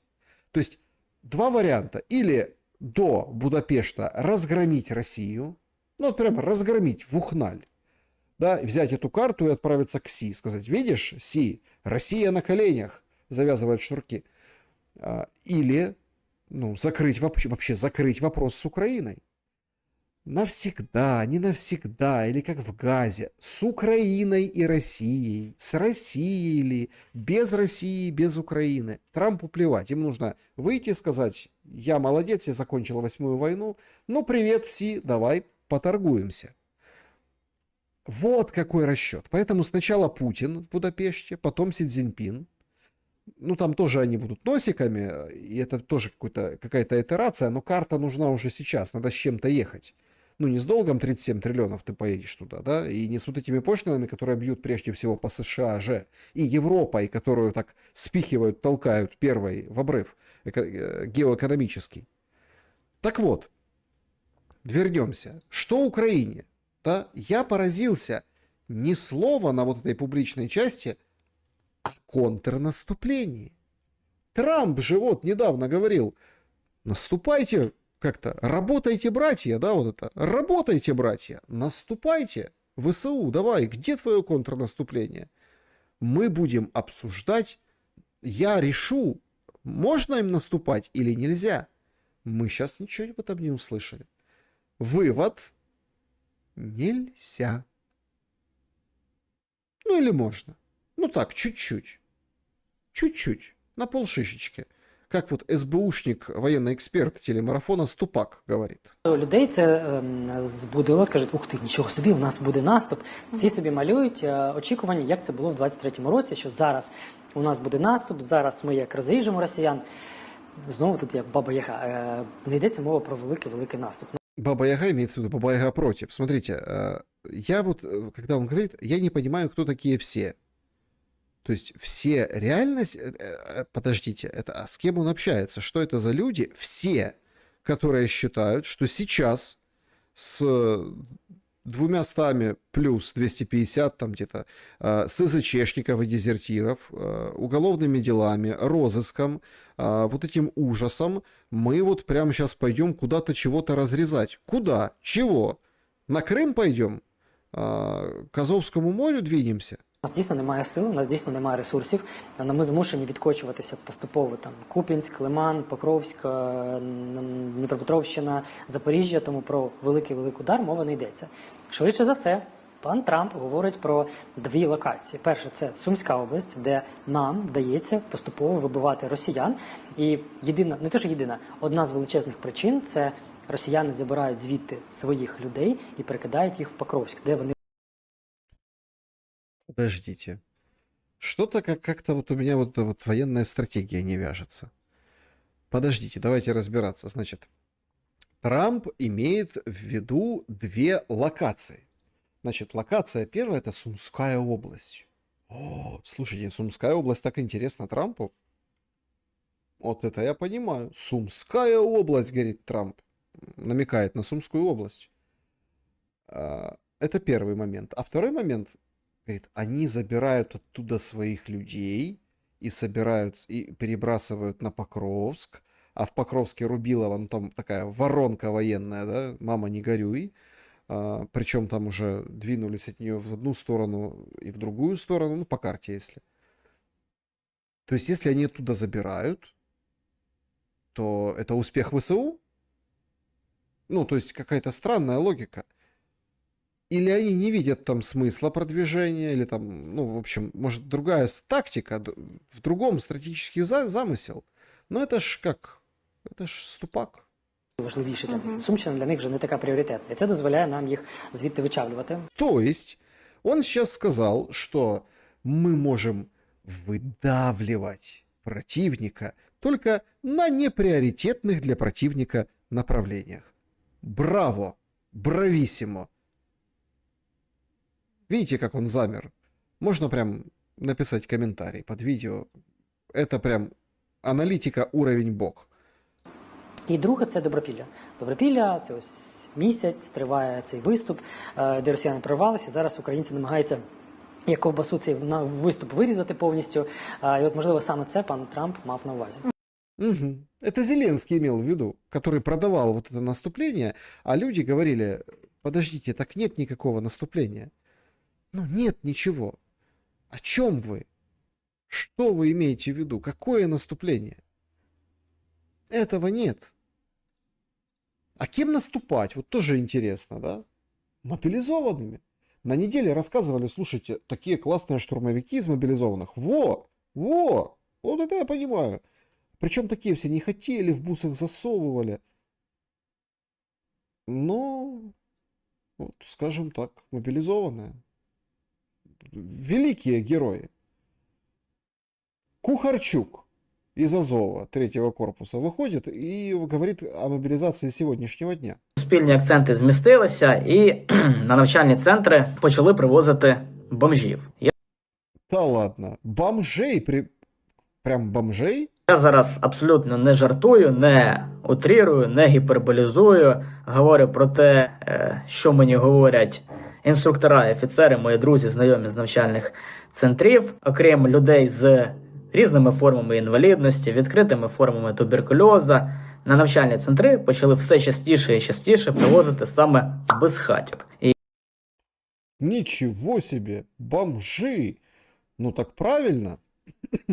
Тут же и обувь дадут, и одеться, и переночевать есть где. И нормально можно жить, но недолго. І, власне, це не говорить про те, що всі ТЦК виловлюють виключно вище перераховані категорії, інакше українська армія давно би рухнула. Але це поганий сигнал, про який потрібно говорити, про який потрібно повідомляти, який потрібно фіксувати, інакше зміни так і не настануть. І очевидно, какие они хотят изменения? Вот мне так интересно, вот это изменения хотим. Мы, азовцы, хотим изменения. Изменения в чем? Ну, в том, что люди не хотят воевать. Вот что он имеет в виду. Ну, а про бомжей, армия бомжей, это, конечно, супер. Ну, конечно, города поразбивали, жилье поотнимали. В Киеве не могут отремонтировать последствия прилета полугодичной и годичной давности. Конечно, люди-бомжи. В прямом, правда, в смысле слова, бомжи это без определенного места жительства. видно, що безхатька, чи потрапляючи в армію, чи не потрапляючи до неї, навряд чи мислить категоріями збереження української державності і знищення ворога. Это вот, кстати, вот вопрос. А что это? А почему нет патриотичных бомжей? Вот что это такое? Почему он обижает наших бомжей-патриотов? Я бомж.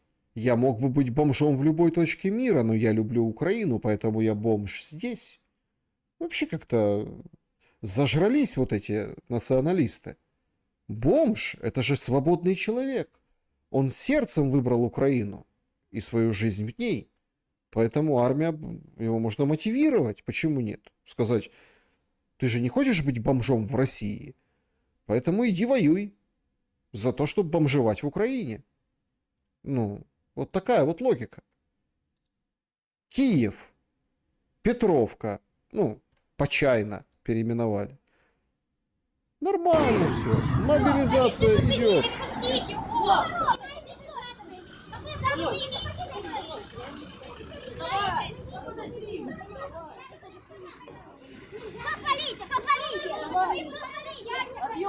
Просто необыкновенным образом. Женщины накинулись на остановке. В наручниках повели, потянули. Человек шел в метро. Все. Но это не бомж. Это просто человек куда-то шел по делам, на остановке, там, в маршрутку, на дорогу. Вот такая вот. Ну и там полицейским чего-то рассказывают. Хлопцы, наверное, с броней или не достигшие возраста. Петровка. Это Киев. Столица, так сказать. А это Харьков.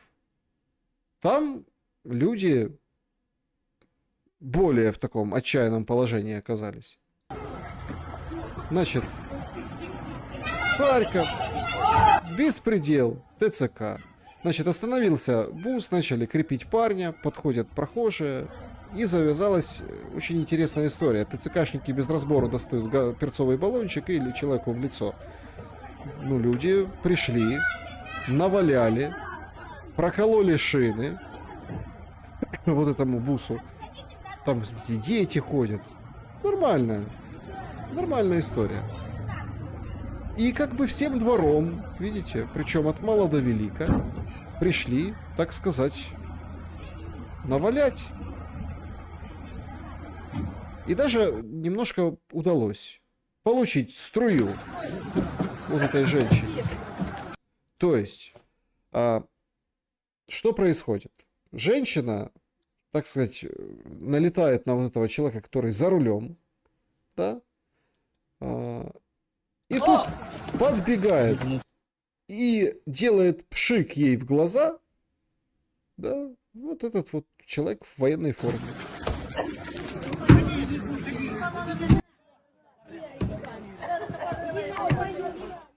Крики необыкновенные, понимаете? То есть там полицейские, женщина вот, ее пытаются удержать, она уже бросается на этого военкома.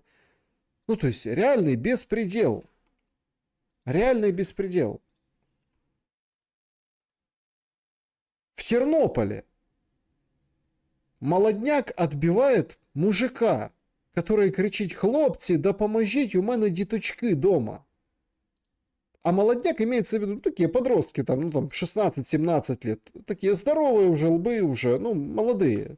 Ну, пацаны со двора. Они так вот стайкой и перемещаются, да, как бы, спортики.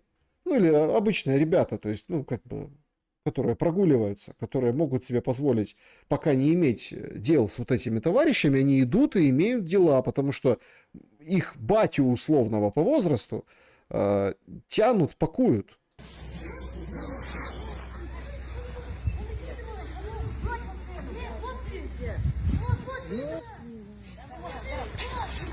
То есть пацаны гуляют, видят эту историю. Що ви робите? Що ви робите? Що ви робите? Чекайте! Чекайте! Кричит: у меня дети маленькие, что вы делаете? Ну, а пацаны такие: а что вы делаете? Смотрите, на вы.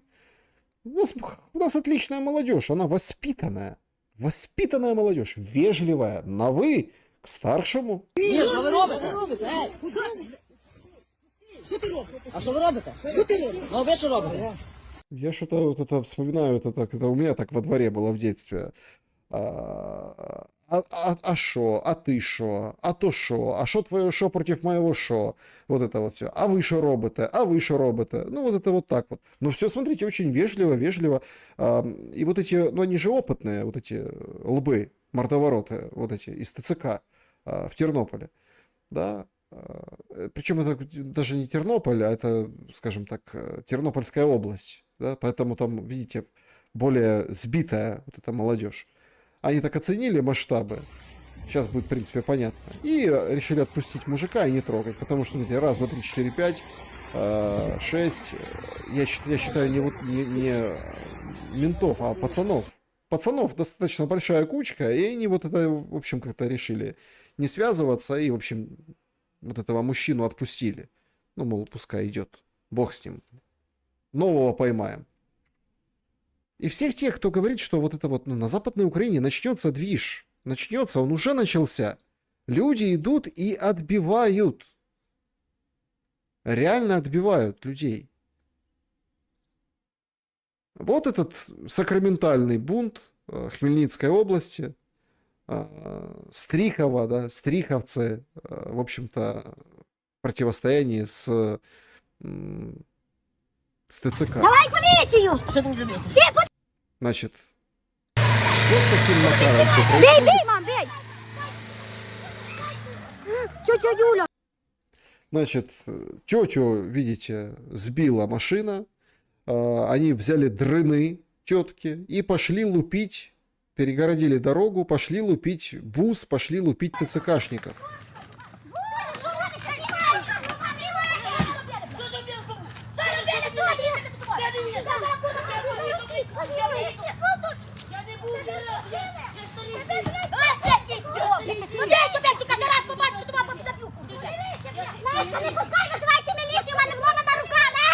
Мама, вызывай милицию, вломала рука! Сломанная рука, мама, вызывай милицию. Они снимают, вот это все происходит, опять вылетают. То есть, смотрите, это ведь уже, ну, напоминает определенную, ну, понятно, она от безысходности родилась, но это уже тактика. То есть, там же как, есть, помните вот эти методички, как действовать на протесте, ну, на Майдане, там, да, там, вот эти все кастрюля на голове, это там смешное на самом деле, а это ведь все по методичкам. Так, голова должна закрыта быть, там какая-то балаклава, чтобы если гарь или что-то еще, ну там в разных ситуациях есть такие инструкции, как правильно себя вести, как действовать. Ну окей, сейчас это вот я вот прям вижу четко, то есть чтобы остановить, надо лететь и бить как бы в темечко, то есть водителя буса. У буса есть водитель. Ты его, оп, ну, каким-то образом занимаешь, и все, бус не едет. Это увеличивает время для того, чтобы можно побороться и человека освободить. То есть вот эти женские отряды, ну, амазонок фактически, потому что они еще противостоят, они же кричат, мы военные, мы военные. Вот они военным противостоят. Это прям уже выработанная, ну, скажем так, народная стратегия. То есть ты четко, ты не дерешься с кем-то, или там они тебя оттесняют, женщину, да, одну, там, втроем, например. Ты сразу нападаешь на водителя. И потом они начинают защищать водителя. У человека, которого поймали, есть шанс, на него меньше внимания, меньше сил, и у других есть шанс его отбить. Это прям выглядит, это вот в котором видео последних вот этих вещей вот просто замечено, как люди начинают автоматически действовать по стратегии.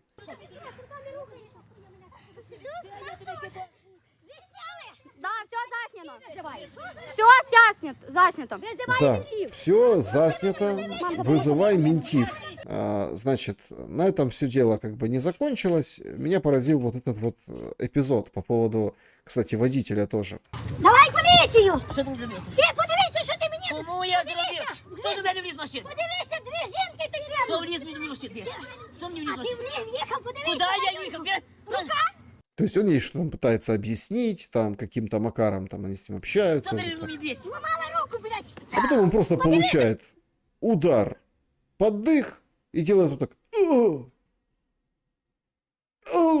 Понимаете? Нормальная там женщина в Хмельницкой области. Заехала ему. Руку, сука! Я что зробив? Пустите ее, блядь, сюда! В общем, вот так это все происходит.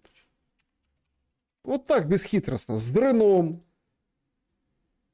по брюху, откормленному.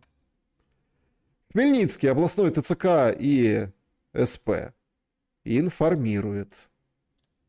Значит, 16 числа около 18:30, ну, то есть вчера вечером, при выезде из села Стриховцы Хмельницкого района, группу оповещения одного из отделов Хмельницкого района ТЦК, в общем, было заблокировали. Местные мешканки, женщины, ну, местные жительницы, движение служебного автомобиля, в общем, остановили автомобиль. Подчеркиваем. Военнослужащие сухопутных войск ВСУ действовали исключительно в рамках действующего законодательства. Вежливо и корректно. Блокирование автомобиля было остановлено полицейскими. Сейчас устанавливают лиц, которые причастны. Призываем граждан к правомерному поведению, взаимоуважению и неукоснительного соблюдения законов. Ой, ну и там статьи переводятся, которые светят, если ты, скажем так, вот этим занимаешься, как эти женщины, которые прям вломили этим ТЦКшникам. Вызвали ментов. Ну, что со сломанной рукой ТЦКшники не написали. Ну, это ж кому это интересно? Кому же это интересно? Причем интересно, что полицейские, ну, они тоже как бы действуют уже с перегибом в последнее время. Ну, вот в Киеве. Что он нарушил? Что он нарушил? Что он нарушил, блядь? Что он нарушил? Значит, что происходит? Человек с видеокамерой снимает какие-то непонятные телодвижения. Значит, люди по гражданке... Кто ты? Кто вы, представьте, кто вы такой? Значит, какие-то по гражданке люди, они там начинают с ребятами отбивать возле какого-то предприятия. Вы зачем это делаете? Ну, а те пытаются надеть наручники, и люди отбиваются. Прямой эфир! Пусти, ты кто такой? То есть по гражданке Такой, ублюдок! они понимают, что они по гражданке, это нарушение закона. То есть какие-то непонятные люди, и они потом все быстренько, вот эти по гражданке, сели в полицейскую машину и кричат им: идите воюйте, смотрите, что делает наша полиция. Говорит, что вы не идете воевать? Ну, это похоже на метро, да, есть такой гипермаркет, да, то есть не предприятие, это похоже на гипермаркет, вот там. И вот они бегут за ними. Кто вы? Какие-то непонятные люди по гражданке вместе с полицейскими. Понимаете? Я войну сейчас спрашиваю. Уроды моральные, воюйте, идите. Ну, вот так вот любят. Вот так любят ТЦКшников. Всякими обидными словами обзывают. Да, это метро. Метро, причем метро на Троещине. Да, я там бывал. Кто этот человек? Кто этот человек? Ты кто? Вот это кто? Кто он? Серьезно? Представляете, они показывают, вот я кто. Показывают только представнику полиции. Нет. Я не слушаю. Сука, блядь, творите беспредел. Да, творят беспредел. И, в принципе, к этому все привыкли. К этому беспределу все привыкли. Более того, начинают быть эксперты по беспределу.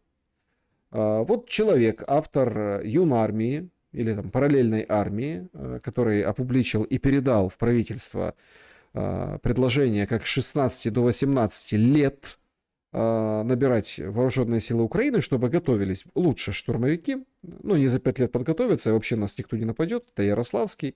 Рассказывает страшную историю. Говорит, скрывают командиры ССЧшников, ну, щоб зв'язочки не потерять. Дуже багато командирів бояться, що їх знімуть з займаних посад, тому вони ховають СЗЧшників за довготривалими лікарняними.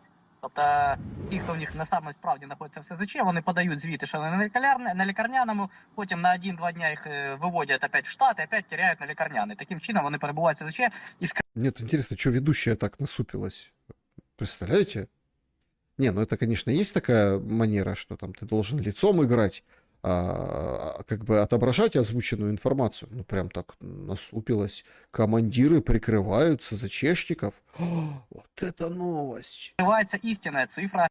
Да, скрывается истинная цифра. Понимаете? Вот это прям нечто.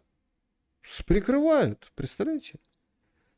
Более того, автор другого расхожего выражения о том, что детям нужно на уроках труда дроны собирать, а на геометрии баллистику учить, из Азова рекрутер, тоже отметился интересными подробностями. Говорят, айтишникам проще денег заплатить ТЦК, чтобы они их просто не трогали. Хлопці з сфери IT, які питають мене, скільки ваше грошове забезпечення в Азові? Ну, я кажу, ну там стільки-то, стільки-то. Значит, у него спрашивают, ты же кто, рекрутер? Рекрутер. Говорит, я айтишник. Сколько я денег буду получать, вот я к тебе приду? Он говорит, столько-то, столько-то. Плюс, якщо ти будеш на бойових, то ти будеш мати там плюс 30, 50, 100, і там, якщо на позиціях, то плюс 70 тисяч. Він каже, друже Мілан, у мене грошове забезпечення 150 тисяч на цивільній роботі. Мені простіше ТЦКшникам давати 50 тисяч, щоб вони мене не чіпали, і жити нормально на 100. Ну, Да, проще дать ТЦКшнику по полтинничку в месяц какому-нибудь там IT-центру или каждому айтишнику. Просто проще им отстегнуть, чтобы они их не трогали. Типу, я нічим не ризикую, я біля сім'ї. Ну. Смотрите, и вот тут возникает вот это вот, почему я, собственно, не для того, чтобы это озвучить, да, или озвучил этот автор дроноводов школьников. Смотрите, звучит как осуждение. Человек ничем не рискует, он возле семьи. Да елки-палки, это нормально, когда человек живет в государстве, в стране, он ничем не рискует, он живет возле семьи. Власне, неконкурентно спроможне грошове забезпечення – це просто є одним з тих стовпів, які необхідно виправляти, для того, щоб люди знали взагалі, на чому вони стоять. То есть он этим примером говорит о том, что надо платить солдату как айтишнику. Ну, мол, тогда у нас получится. Нет, с ним, конечно, многие согласятся. Да? Многие. И родные солдатов, и, наверное, солдаты с ним тоже согласны. Но когда нам рассказывают о каком-то государстве, о каких-то вот этих подходах, о каких-то вот эти вот премудрые пескари, эксперты, это же абсолютная дичь. Не может солдат получать как там директор завода или там, ну, там какой-нибудь айтишник или человек, который там бизнесмен, который там строит, как строитель, да, как там девелопер или просто строитель, который, он не может так получать. Не может, потому что солдат получает деньги от них, от всех, кто зарабатывает.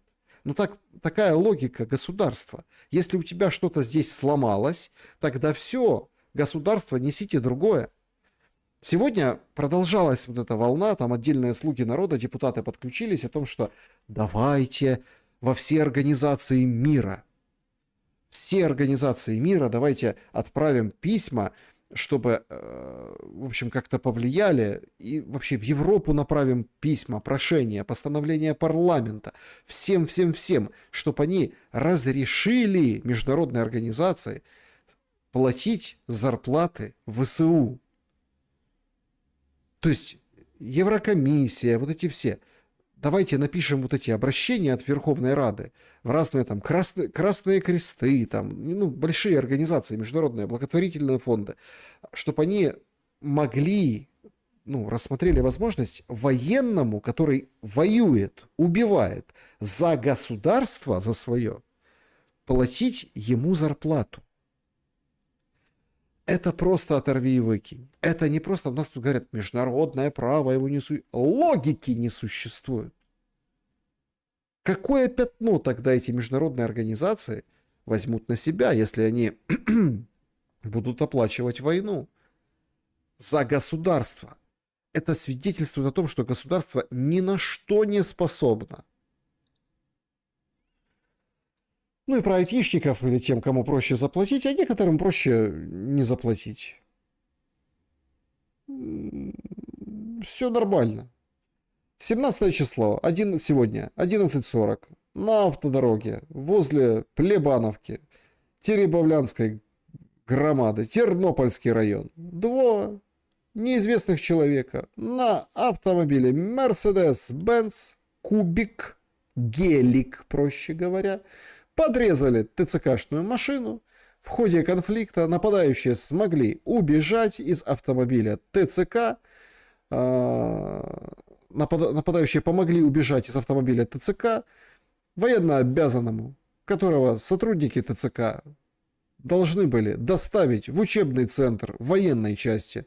Мужчину пересадили в свою машину и увезли с места событий. Во время инцидента пострадал сотрудник ТЦК.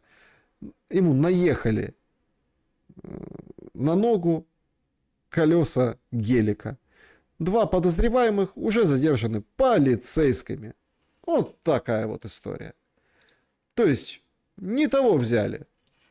Подлетел кубик, отдавил ногу ТЦК и, в общем-то, отбили военнообязанных, которых в учебку везли.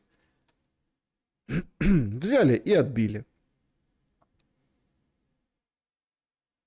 Причем интересно, что вообще с дорогами что-то не клеится сегодня. У ТЦК сегодня фура 2 ТЦКшников сбила в Одесской области, в Сухом Лимане. Значит, один погиб на месте, на этом мобильном блокпосту. Другой с травмами, ну, вроде жив в больнице. И вы знаете, об истинном отношении к вот ТЦК, Людоловам, под постами в разных телеграм-каналах, причем разных, ультрапатриотических, таких, которые столько огонечков и смайликов, человека фура задавила. Все очень рады. Другой, там, может, калекой останется, ну, там, лечиться долго будет точно. Это же ужас, фура наехала. Все аплодируют. В таком случае задаешься вопросом, может, не все сошли с ума от ТЦКшники, что к ним вот такое отношение со своими этими мобильными блокпостами, со своим беспределом, который длится и длится. Идет и идет. Вперед и вперед. Тотальный беспредел. Продолжается вот эта скандальная история с мэром Одессы Трухановым. Он же вышел и сказал... У губернатора, главы областной администрации, у губернатора, так сказать, жена россиянка, вышел и сказал, более того, это подтвердилось, да, действительно, ну, там есть скрины, причем это скрины, тут как бы Христо Грозев, Христо Грозев тут не подкопается. Почему? Потому что жена действующая гражданка России. Причем об этом пишут российские СМИ. Ну, это же вражеские СМИ, поэтому в Украине не верят. Но тем не менее, когда Кипер рассказывает, что его жена Татьяна сменила российское гражданство на украинское, он врет. Это проверяется меньше, чем за минуту. И Труханов когда-то призвал проверить жену Кипера на наличие российского гражданства, говорил правду. Российский паспорт Ирины Владимировны Кипер 2 июля 1985 года рождения до сих пор не аннулировали. Подлинность документа проверяется элементарно. Паспорт среди недействительных не значится. Есть там такая база. Вот номер его приводится в этих документах. Также, используя данные паспорта, на официальном сайте налоговой российской легко найти индивидуальный номер налогоплательщика. Прям вот четко выписано какой. То есть в российских СМИ это уже все обкашляли и говорят, смотрите, у вас губернатор Одесской области с женой россиянкой, и никто ничего не отказывался, все работает. Труханова идентификационный номер не нашли. Паспорта нашли, ну там какие-то женщины. Татьяна из Новосибирска им пользуется. А тут вот все нормально, российское гражданство.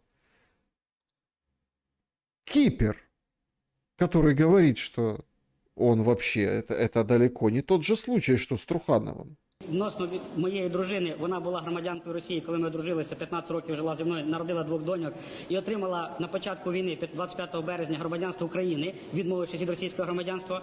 При цьому він від нього не відмовився. Тому перевірку хай спочатку розбирається свою перевірку, а потім з моєю дружиною. Я думаю, що як чоловік, я думаю, силатися на жінку, на якісь питання, може мені пред'являти будь-які претензії. А втягувати туди в сім'ю, це вже його питання, це його особисте. То есть вы понимаете, как ты семью втягиваешь? То есть они же устроили там пляски на коврах Труханова, которые он там забирал и вывозил вещи из своего кабинета. Представление было вот этого лысака. Кипер рад, у них праздник. И он говорит, у тебя российский паспорт, российское гражданство. Так у жены у твоей такой же. А чё это ты на жену переходишь? Ко мне давай претензии, на меня. Что ты за женщину прячешься? Да потому что это общая юрисдикция. Он как юрист, там, прокурор, он все прекрасно понимает. Если есть информация, что не отказались от российского паспорта, у тебя в семье, это проблема. Потому что, когда ты декларацию подаешь, жена тоже имущественное состояние должна писать. Потому что, потому что если она гражданка России, как бы страны, как вы называете, агрессора, врага, ну так надо принимать меры, прежде всего с Кипером. То есть там настоящее, но ты женщиной прикрываешься, а тут фейк, липа, но ты, так сказать, виноват, пошел вон. Мы лишаем тебя гражданства и паспорта и должности. Смотрите, я очень много за последнюю неделю слышал этих фраз. Я не хочу защищать Труханова, да? Потому что он там такой, сякой, 5-й, 10-й. И все так говорят, как вот мантра какая-то. Так и возьмите, защитите Труханова. Доброе слово хоть какое-то скажите. Потому что пройдет условно несколько месяцев, уже сейчас эти активисты написали Лысаку вместо Труханова, который военно-гражданскую администрацию, говорит, Пушкина сносите. Уже сейчас. То есть такое ощущение, это спецоперация, чтобы Пушкина снести, представляете? Ну, прям еще не остыло кресло Труханова, еще там не приобрели форму вот эти мягкие подушечки вот этого кожи, да, вот этой под задницей Лысака, ему уже петицию, говорят, обращение «Сноси Пушкина». Вы не узнаете через 3 месяца, потому что я заметил, нет, понятно война, понятно все злые, понятно еще Одесса, после 2 мая это все по кочкам понеслось, конечно, этот ужас до сих пор не могут простить, хотя вроде как все равно Одесса, все равно как бы со своей спецификой, но они как бы Украина, все понятно, но вы из-за того, что не смогли поскрести там на дне кармана доброе слово какое-то или слово поддержки, вы рискуете потерять больше. И в этом проблема вообще украинского народа, такого разного по менталитетам. Мы очень тяжело ищем доброе слово поддержки. Проще кого бы то ни было обгадить, оскандалить, плюнуть в него, растоптать, чем поддержать, тем более по делу. Ну тут по делу. То есть, почему ты поддерживаешь Труханова? Он же ворюга, там какой-то такой бандит и так далее, пытался понравиться Зеленскому, целовался с нациками. Я поддерживаю не это, а то, что его по беспределу, ну, как бы выдворили. Потому что у нас мы скатились в диктатуру, в самодурство и вот такой, ну, такой волюнтаризм. Ну, так же у нас не принято. У нас принято, ты там в этом эпизоде я за Труханова, а в этом против.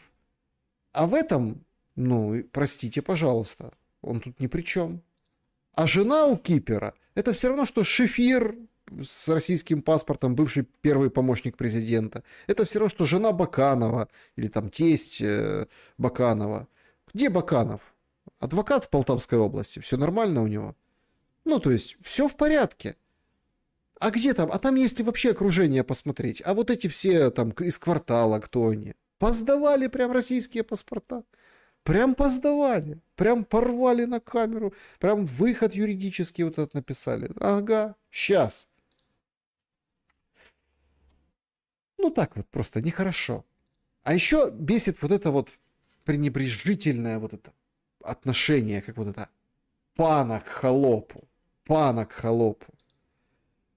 Понимаете? А это, ну, этот беспредел же защищают. От такі, як Іванов. Те, щоб і в Києві, і в Одесі, і в інших важливих містах все-таки керували не бариги оці от з російськими паспортами, чи просто бариги, а керували. Значит, смотрите, он хочет, чтобы в Одессе, в других городах не руководили барыги с российскими паспортами или просто барыги. Люди, які дійсно б'ються за цю батьківщину. Ой, это кто? Люди, которые бьются за родину. Мне еще нравится выражение, ну это как это... Может, слово там паразит, хотя тут не похоже, это все-таки как бы не паразит, это вот именно это мировоззренческое. Борются за эту родину. То есть у людей не одна родина, а они бьются за эту. За нашу батьківщину, за цю країну. Припинили громадянство не лише Труханову, також припинили громадянство Царьову. Я здивувався, що лише зараз. І танцівнику балету Сергію Полуніну. Це той, хто набив собі Путіна. Ну вот, набил и набил. Путина и Путина. Мне вот интересно, если кто-то возьмет и набьет Зеленского на правой или левой груди. Женщина или мужчина, неважно. В России лишат гражданства, наверное, да? Нет, просто что, выводить потом, это ж дорого, больно. То есть Синегубов в Харькове, губернатор, да, он же тоже на низком старте. Он тоже легко и лихо подсидит Терехова. Вот посмотрите, вот увидите. Сейчас идет тяжелейшая история. Ну, прям борьба тяжелейшая за килоджоуль или как килокалории, короче, за тепло. Отопительный сезон вызывает скандалы и ужас. И сейчас вот похолодает еще сильнее, и вот там влупят морозы, и все это как бы почувствуют и узнают. Уже вот эти отключения света, реально надо будет не просто где-то зарядить телефон или там чаю сварить, а еще и погреться, потому что с отоплением тоже беда. Вот к нему, как к руководителю военно-гражданской администрации, пришли с вопросом, так а что по теплу, что с отопительным сезоном? Але до початку листопада не слід розраховувати на зажив. Вам вже холодно чи що? Декому холодно, нам про це пишуть. Тримай. Вам уже холодно? Чи шо? Говорит, нам не холодно, нам просто люди пишут, переживают. Говорит, тримайтесь, держитесь. Помните, чья это фраза? Денег нет, но вы держитесь. Изрекает род на интеллектуальном лице Синегубова. Тримайтесь. Опалювальний сезон для комунікації. Для нас це не те, що чутлива тема, а і закрита тема в тому числі. Люди бачитимуть, да, електроенергію в своїх власних, тобто квартирах, будинках тощо. Повірте, сьогодні ворог чекає інформацію від наслідків, від тих обстрілів, які є.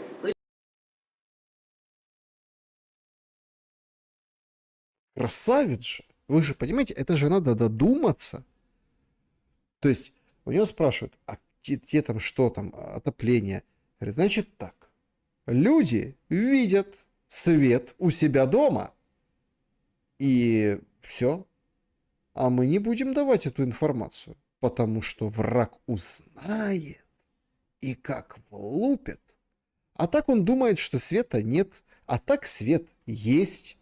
И вообще, у кого есть свет, у кого нет света, у кого есть тепло, отопительный сезон, у кого нет тепла, это военная тайна. Звичайно, є інформація публічна, Інфраструктура пошкоджена, так, дійсно пошкоджена. Всі громади у нас. Якщо станом на цю секунду, ось на цю секунду навіть не хвилину, підготовлені до опалювального сезону. Опалювальний сезон має можливість вже розпочинатися. Поняли? Значит, отопительный сезон готов. Все нормально. Да, есть там повреждения, там, но везде отопление есть. Я предлагаю взять вот этого, как бы, человека. Вообще, он, ну, как бы, он такой, гордонистый, гордонисто-кашпировский, понимаете? Можно брать, кстати, банки с водой, распечатывать вот такой стоп-кадр, например, или, например, включать это видео, ставить банки, и вот перед монитором, или перед гаджетом, перед телефоном, и банки будут закипать, потому что, ну, возьми свет, уверуй в отопительный сезон. Борги підприємства не впливають на опалювальний сезон наразі. О, долги на отопительный сезон не влияют, то есть шикуем, банкуем, все нормально. Відповідно до нашого законодавства і прийнятих відповідно постанов. Це критична інфраструктура, не впливає. Воно може впливати на господарську діяльність самого підприємства, а це підготовка до опалювального сезону, сплата рахунків і все інше, і все інше. Так? Ми над цим працюємо над кожним підприємством області, фактично в ручному режимі, комунікуючи з профільним міністерством і з віце-прем'єр-міністром, відповідно паном Кулебою. Ця зима буде найважчою, це точно. Ну так приободрил в конце. Эта зима будет самой тяжелой, это точно. Говорит, долги не влияют. То есть, короче, на скорость не влияет. Есть такое выражение у автомобилистов. Но это мы там решаем, это критическая инфраструктура, там понятно, хозчасть, все остальное. Самая тяжелая жена. Говорит, не влияет. А нардеп Южанина от Порошенко, которая бюджетом, ну, бухгалтер, бюджет считает, она, говорит, влияет. Рішення уряду про те, що тарифи на електроенергію і на газ не будуть підніматися і до кінця цього року, я не знаю, як щодо наступного. Але от в бюджетному комітеті лунала тема щодо великої заборгованості по електроенергії і по теплу. І що знову складається ситуація, коли заборгованості можуть привести до зупинки роботи чи унеможливлення роботи виробників. То есть, смотрите, не только обстрелы, не только аварии после обстрелов, не только криворукое ПВО и все остальное, а еще и долги. А люди не платят, а люди нечего платить, а люди уезжают, а люди погибают, а люди, ну, в общем, ну, долги накапливают. Чи буде розв'язувати ці питання хоча б якесь міністерство? Чи буде хтось ініціативу проявляти щодо вирішення цього питання, я поки не скажу. Тому що там частково... Ну, не скажет не потому, что это военная тайна, а просто там надо считать. Компенсацію мали погашати, компенсацію різниці в тарифах, робити місцеві бюджети за рахунок підвищеної ставки податку на доходи фізичних осіб, яка залишається в місцевих бюджетах, чого, до речі, вперше за всі роки війни не планується на 2026 рік. Ну, то есть этого не будет в этом году, ну, в следующем, 26-м. Короче, накерувалось все в ручном режиме. Абсолютно все в ручном режиме, поэтому, собственно, чему удивляться? Ну, тут еще и Зайченко из Укрэнерго говорит, обстрелы усиливаются, тактика меняется. Плохо будет зимой. Пане Віталію, розкажіть, будь ласка, який стан енергосистеми на сьогоднішній ранок і як довго триватимуть ось ці аварійні відключення? Кожного дня продовжуються атаки ворога на наші енергооб'єкти. Сьогоднішній день і ніч не виняток, були потужні атаки, які призвели знову до відключень споживачів, аварійних відключень споживачів. Як ви сказали, запроваджуються графіки обмеження потужності. Це обмеження споживання потужності промисловими споживачами. Обмеження потужності только в Укрэнерго. В остальном, конечно, ограничивать потужность нельзя. 7-22 години. І графіки аварійних відключень застосовуються тільки частково до споживачів побутових. І ці обмеження вони будуть сьогодні, звичайно, в період проходження вечірнього максимуму навантаження. і, можливо, найближчу годину по більшій території України, по східній частині України. Вчора на Київському міжнародному економічному форумі ви сказали, що росіяни не змогли погасити українську енергосистему масштабними атаками, тому перейшли до тактики випаленої землі. Що ви хотіли цим сказати? Ну і, по-друге, у росіян ще є час, щоб погасити нашу енергетичну систему. Зима тільки ще попереду і схоже на те, що буде вона дуже важкою. Ми, як енергетики, бачимо зміну тактики роботи росіян по енергосистемі України. Якщо раніше це були масовані ракетні атаки, в одній ракетній атаці могло бути 100 ракет, які вражали об'єкти енергетики, це були станції Некоренерго і електростанції, то зараз вони зрозуміли, що така тактика не веде до їхнього успіху і почали робити те, що роблять фактично на фронті. Вони знищують просто цілі енергорайони, підстанції Некоренерго, підстанції операторів системи розподілу та електростанції. Дуже сильно страждають саме теплові електроцентралі, які мають забезпечити період зими наших споживачів теплом і світлом. Але не дивлячись ні на що, енергетики продовжують відновлювати ці об'єкти, які вже вражалися навіть не рази, а десятки разів, і продовжують надавати світло, тепло для мешканців України. До чого готуватися людям у довготривалій перспективі, зважаючи на те, що буквально скоро вже розпочнуться заморозки? Людям в першу чергу потрібно дбати про свою енергонезалежність. Дуже багато людей в Україні вже запаслися як мінімум павербанками маленькими. Ну, понятно, дальше вот эта вся история про пауэрбанки. То есть глава Укрэнерго говорит: не зависите от меня. Не зависите. Чугуев без света прямо сейчас, мы в прямом эфире, подтвердился удар, полностью город без света. Ну вот, отрабатывали достаточно плотно позавчера, по-моему, да, Харьковскую область, там куча дронов конкретно над Харьковской областью. Вчера били по Кривому Рогу. То есть это все выносится секторально. Вот таким вот образом. Секторально пытаются выбивать и, так сказать, ну, в общем, так сказать, пытаться,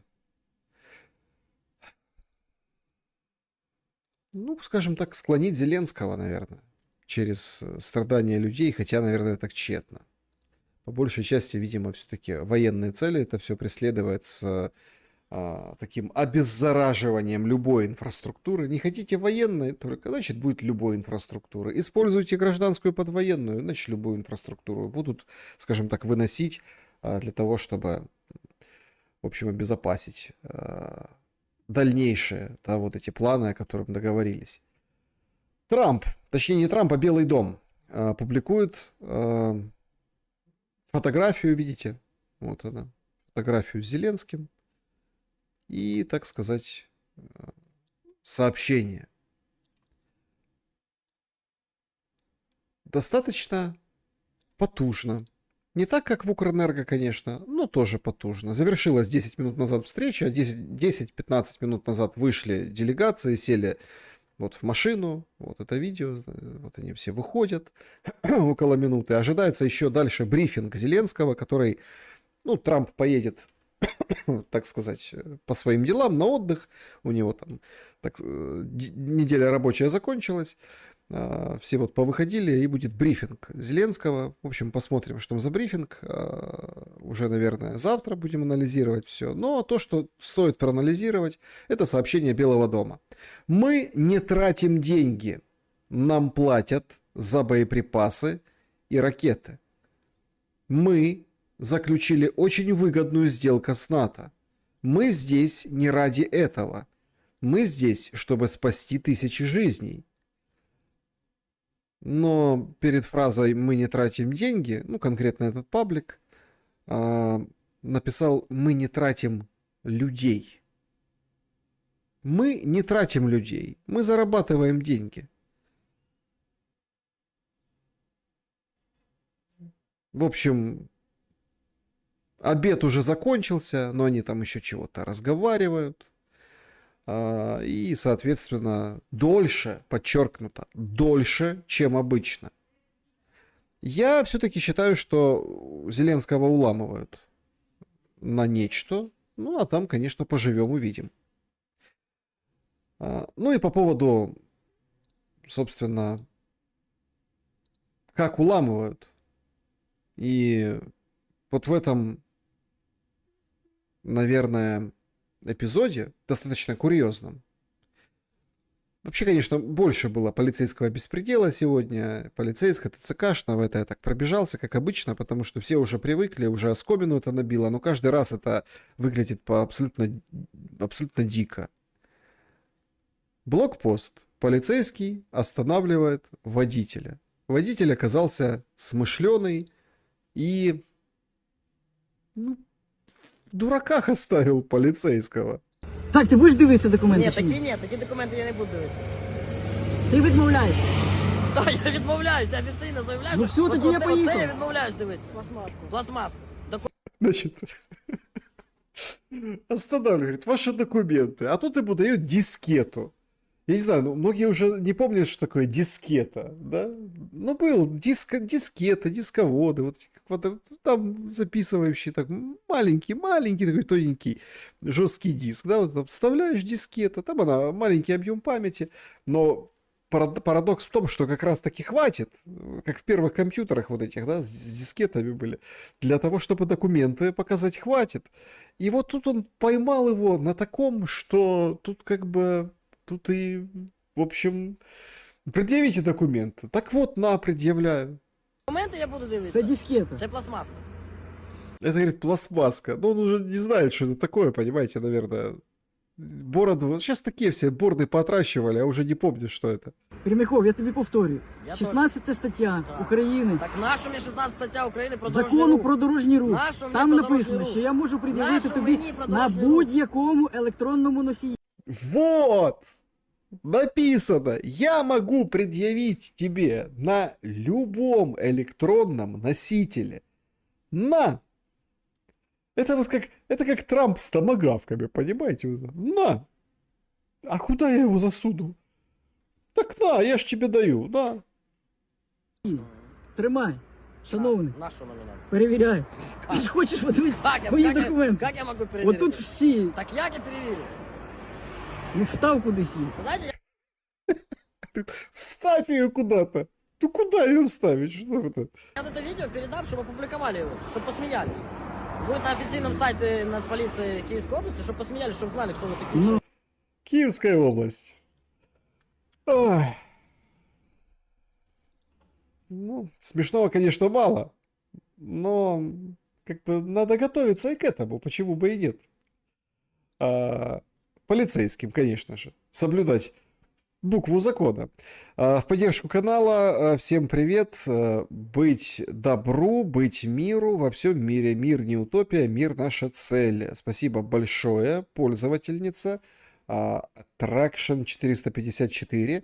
Она так, собственно, себя именует. И, конечно, большое спасибо за то, что поддерживаете Анна Салам.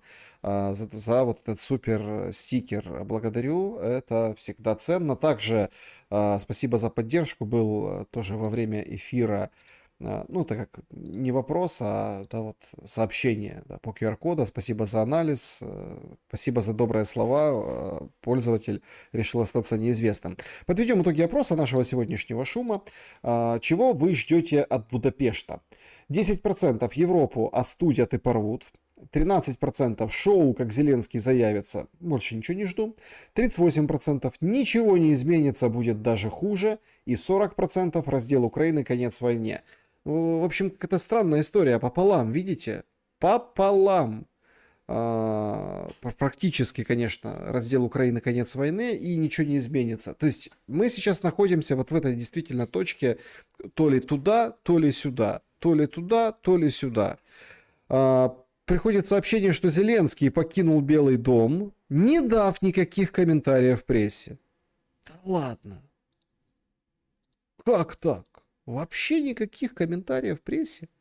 Вы что, серьезно? Ну и Трамп себе попер на вертолетик в Мар-а-Лагу.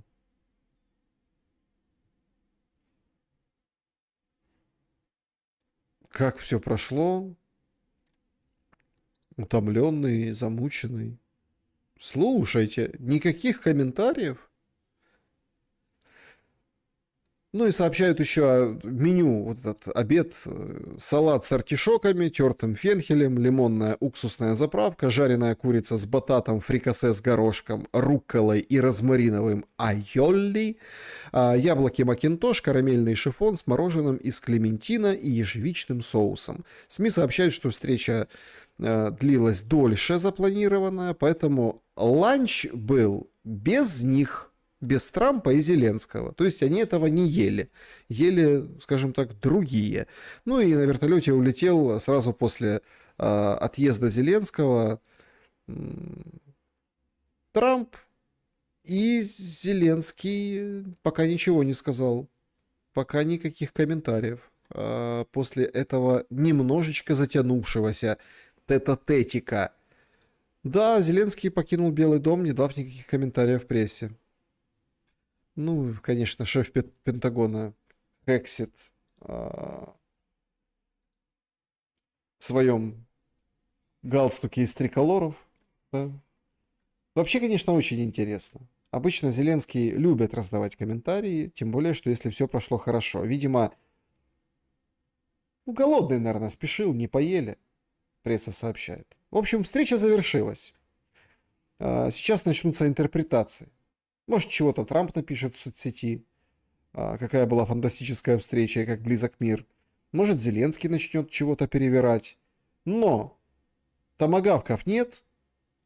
По оружию, по дронам все очень туманно. Ну и, соответственно, скорее, вот по поводу вопросов, пока что, на данный момент, я согласен с аудиторией. Или ничего не изменится, и война будет дальше, и дальше только хуже. Или вот конец войны в Будапеште и раздел Украины.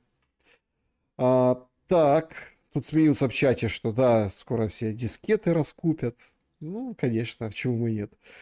Ну, потому что по закону на любом электронном носителе дискета — электронный носитель. Понятно, все, извините, это же все в прямом эфире, прошу прощения. Не дал комментарии прессе, потому что сейчас источникам Суспільного сообщают, что в украинской делегации сообщают, что проводит телефонный звонок с европейскими лидерами Зеленский. Быстро-быстро звонить сразу европейским лидерам. Это групповой звонок. Но кто там пока вот на данный момент, на эту минуту, неизвестно. То есть после вот этого общения с Трампом он набрал по конференц-связи, по групповому звонку европейских лидеров и им рассказывает. А пресса подождет. Видимо, что-то такие серьезное он там услышал. И, судя по всему, Трамп озвучил свои условия. И, в общем, Зеленскому предстоит не очень хорошие дни до Будапешта точно. Вот это вот я вот точно считаю, что до Будапешта точно не очень хорошие дни его ждут. Так. Значит, смотрите, по поводу вопросов. Так. Приходят периодически мне на почту какие-то ваши сообщения, но там без темы они пустые. Поэтому извините, может что-то не то, что-то не так, что-то сильно перешифровали. В колобок, куда ми катимося, Олександр, вопрос касається, хто взагалі приймає рішення про завершення війни у самій Україні? Це якась впливова група людей, чи це приймає одноосібно сам Зеленський і вже потім дає розпорядження виконувати, з ким він буде це все узгоджувати. Малюком Будановим, мерами міст, власниками великого бізнесу. Ставка – раз. Во-вторых, у нас нет войны. В том-то и парадокс этого, как бы, вот вы говорите, с кем? У нас военное положение. Военное положение вносится президентом, поддерживается Радой. Все. Ставка, как бы, принимает какие-то вот эти там решения.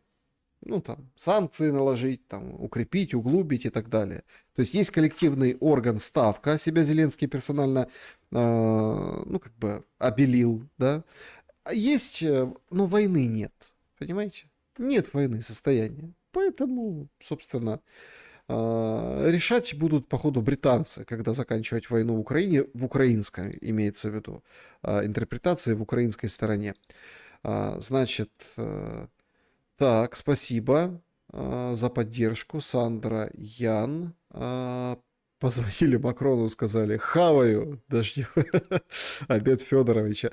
Так, Александр Шелест, Трамп Зеленскому, я считаю, что вы прекрасно выглядите в этом костюме, очень сильно. Это подкол. Александр, спасибо за вечерние новости, ваши эфиры, как глоток воздуха. Да, Аркин Стоун, это подкол.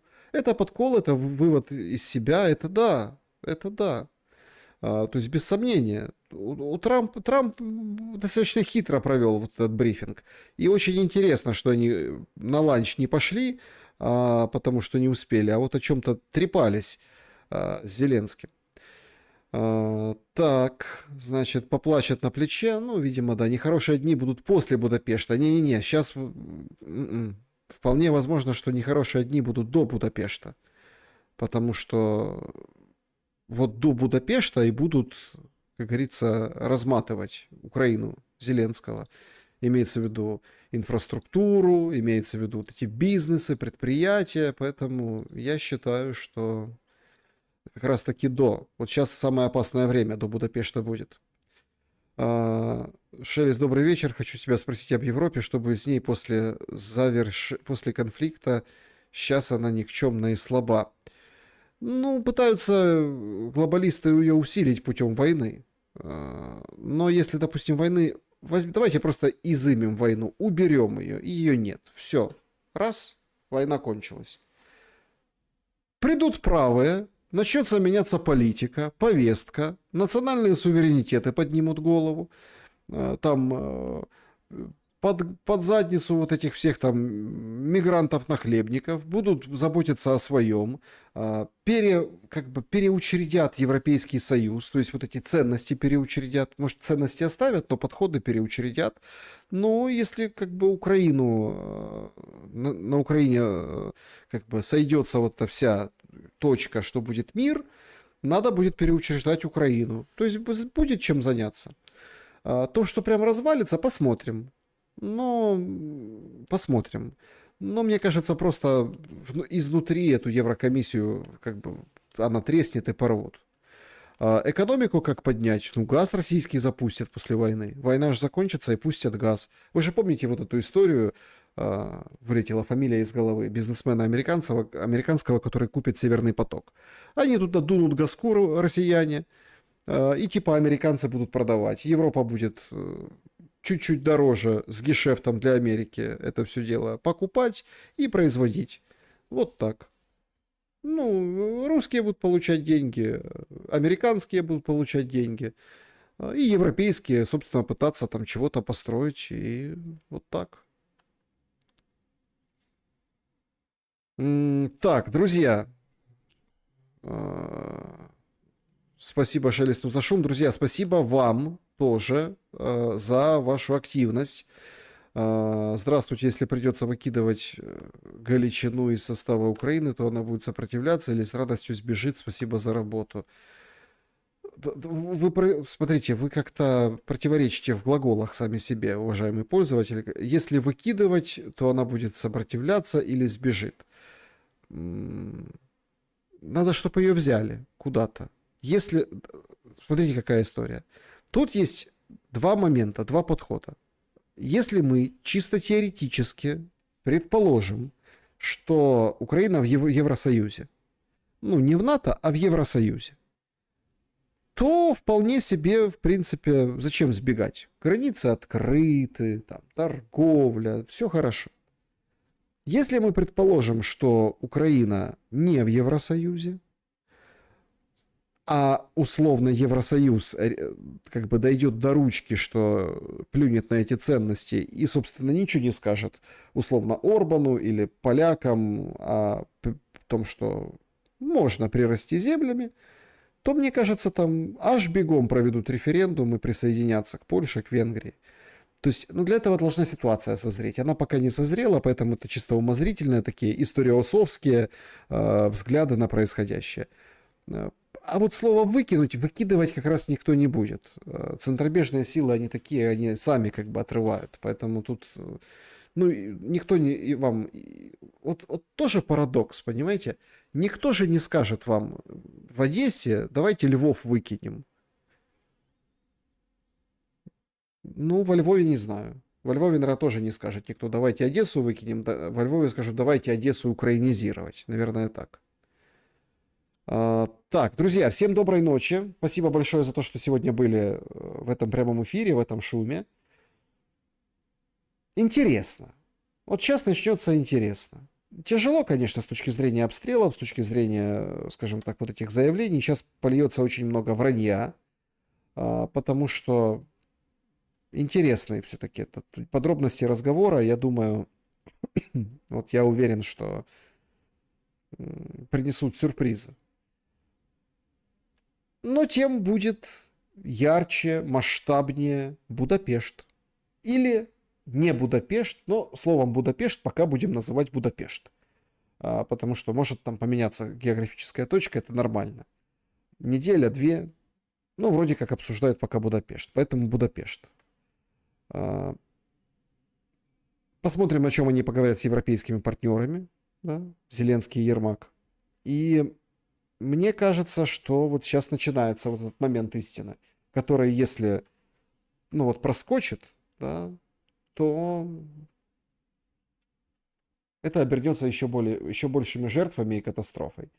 А чего-чего, но я никому никогда не желаю катастроф и жертв, каких-то там вот этих людоедских историй. Нет, ребята, нет. Всем добра и света. Хорошо пошумели.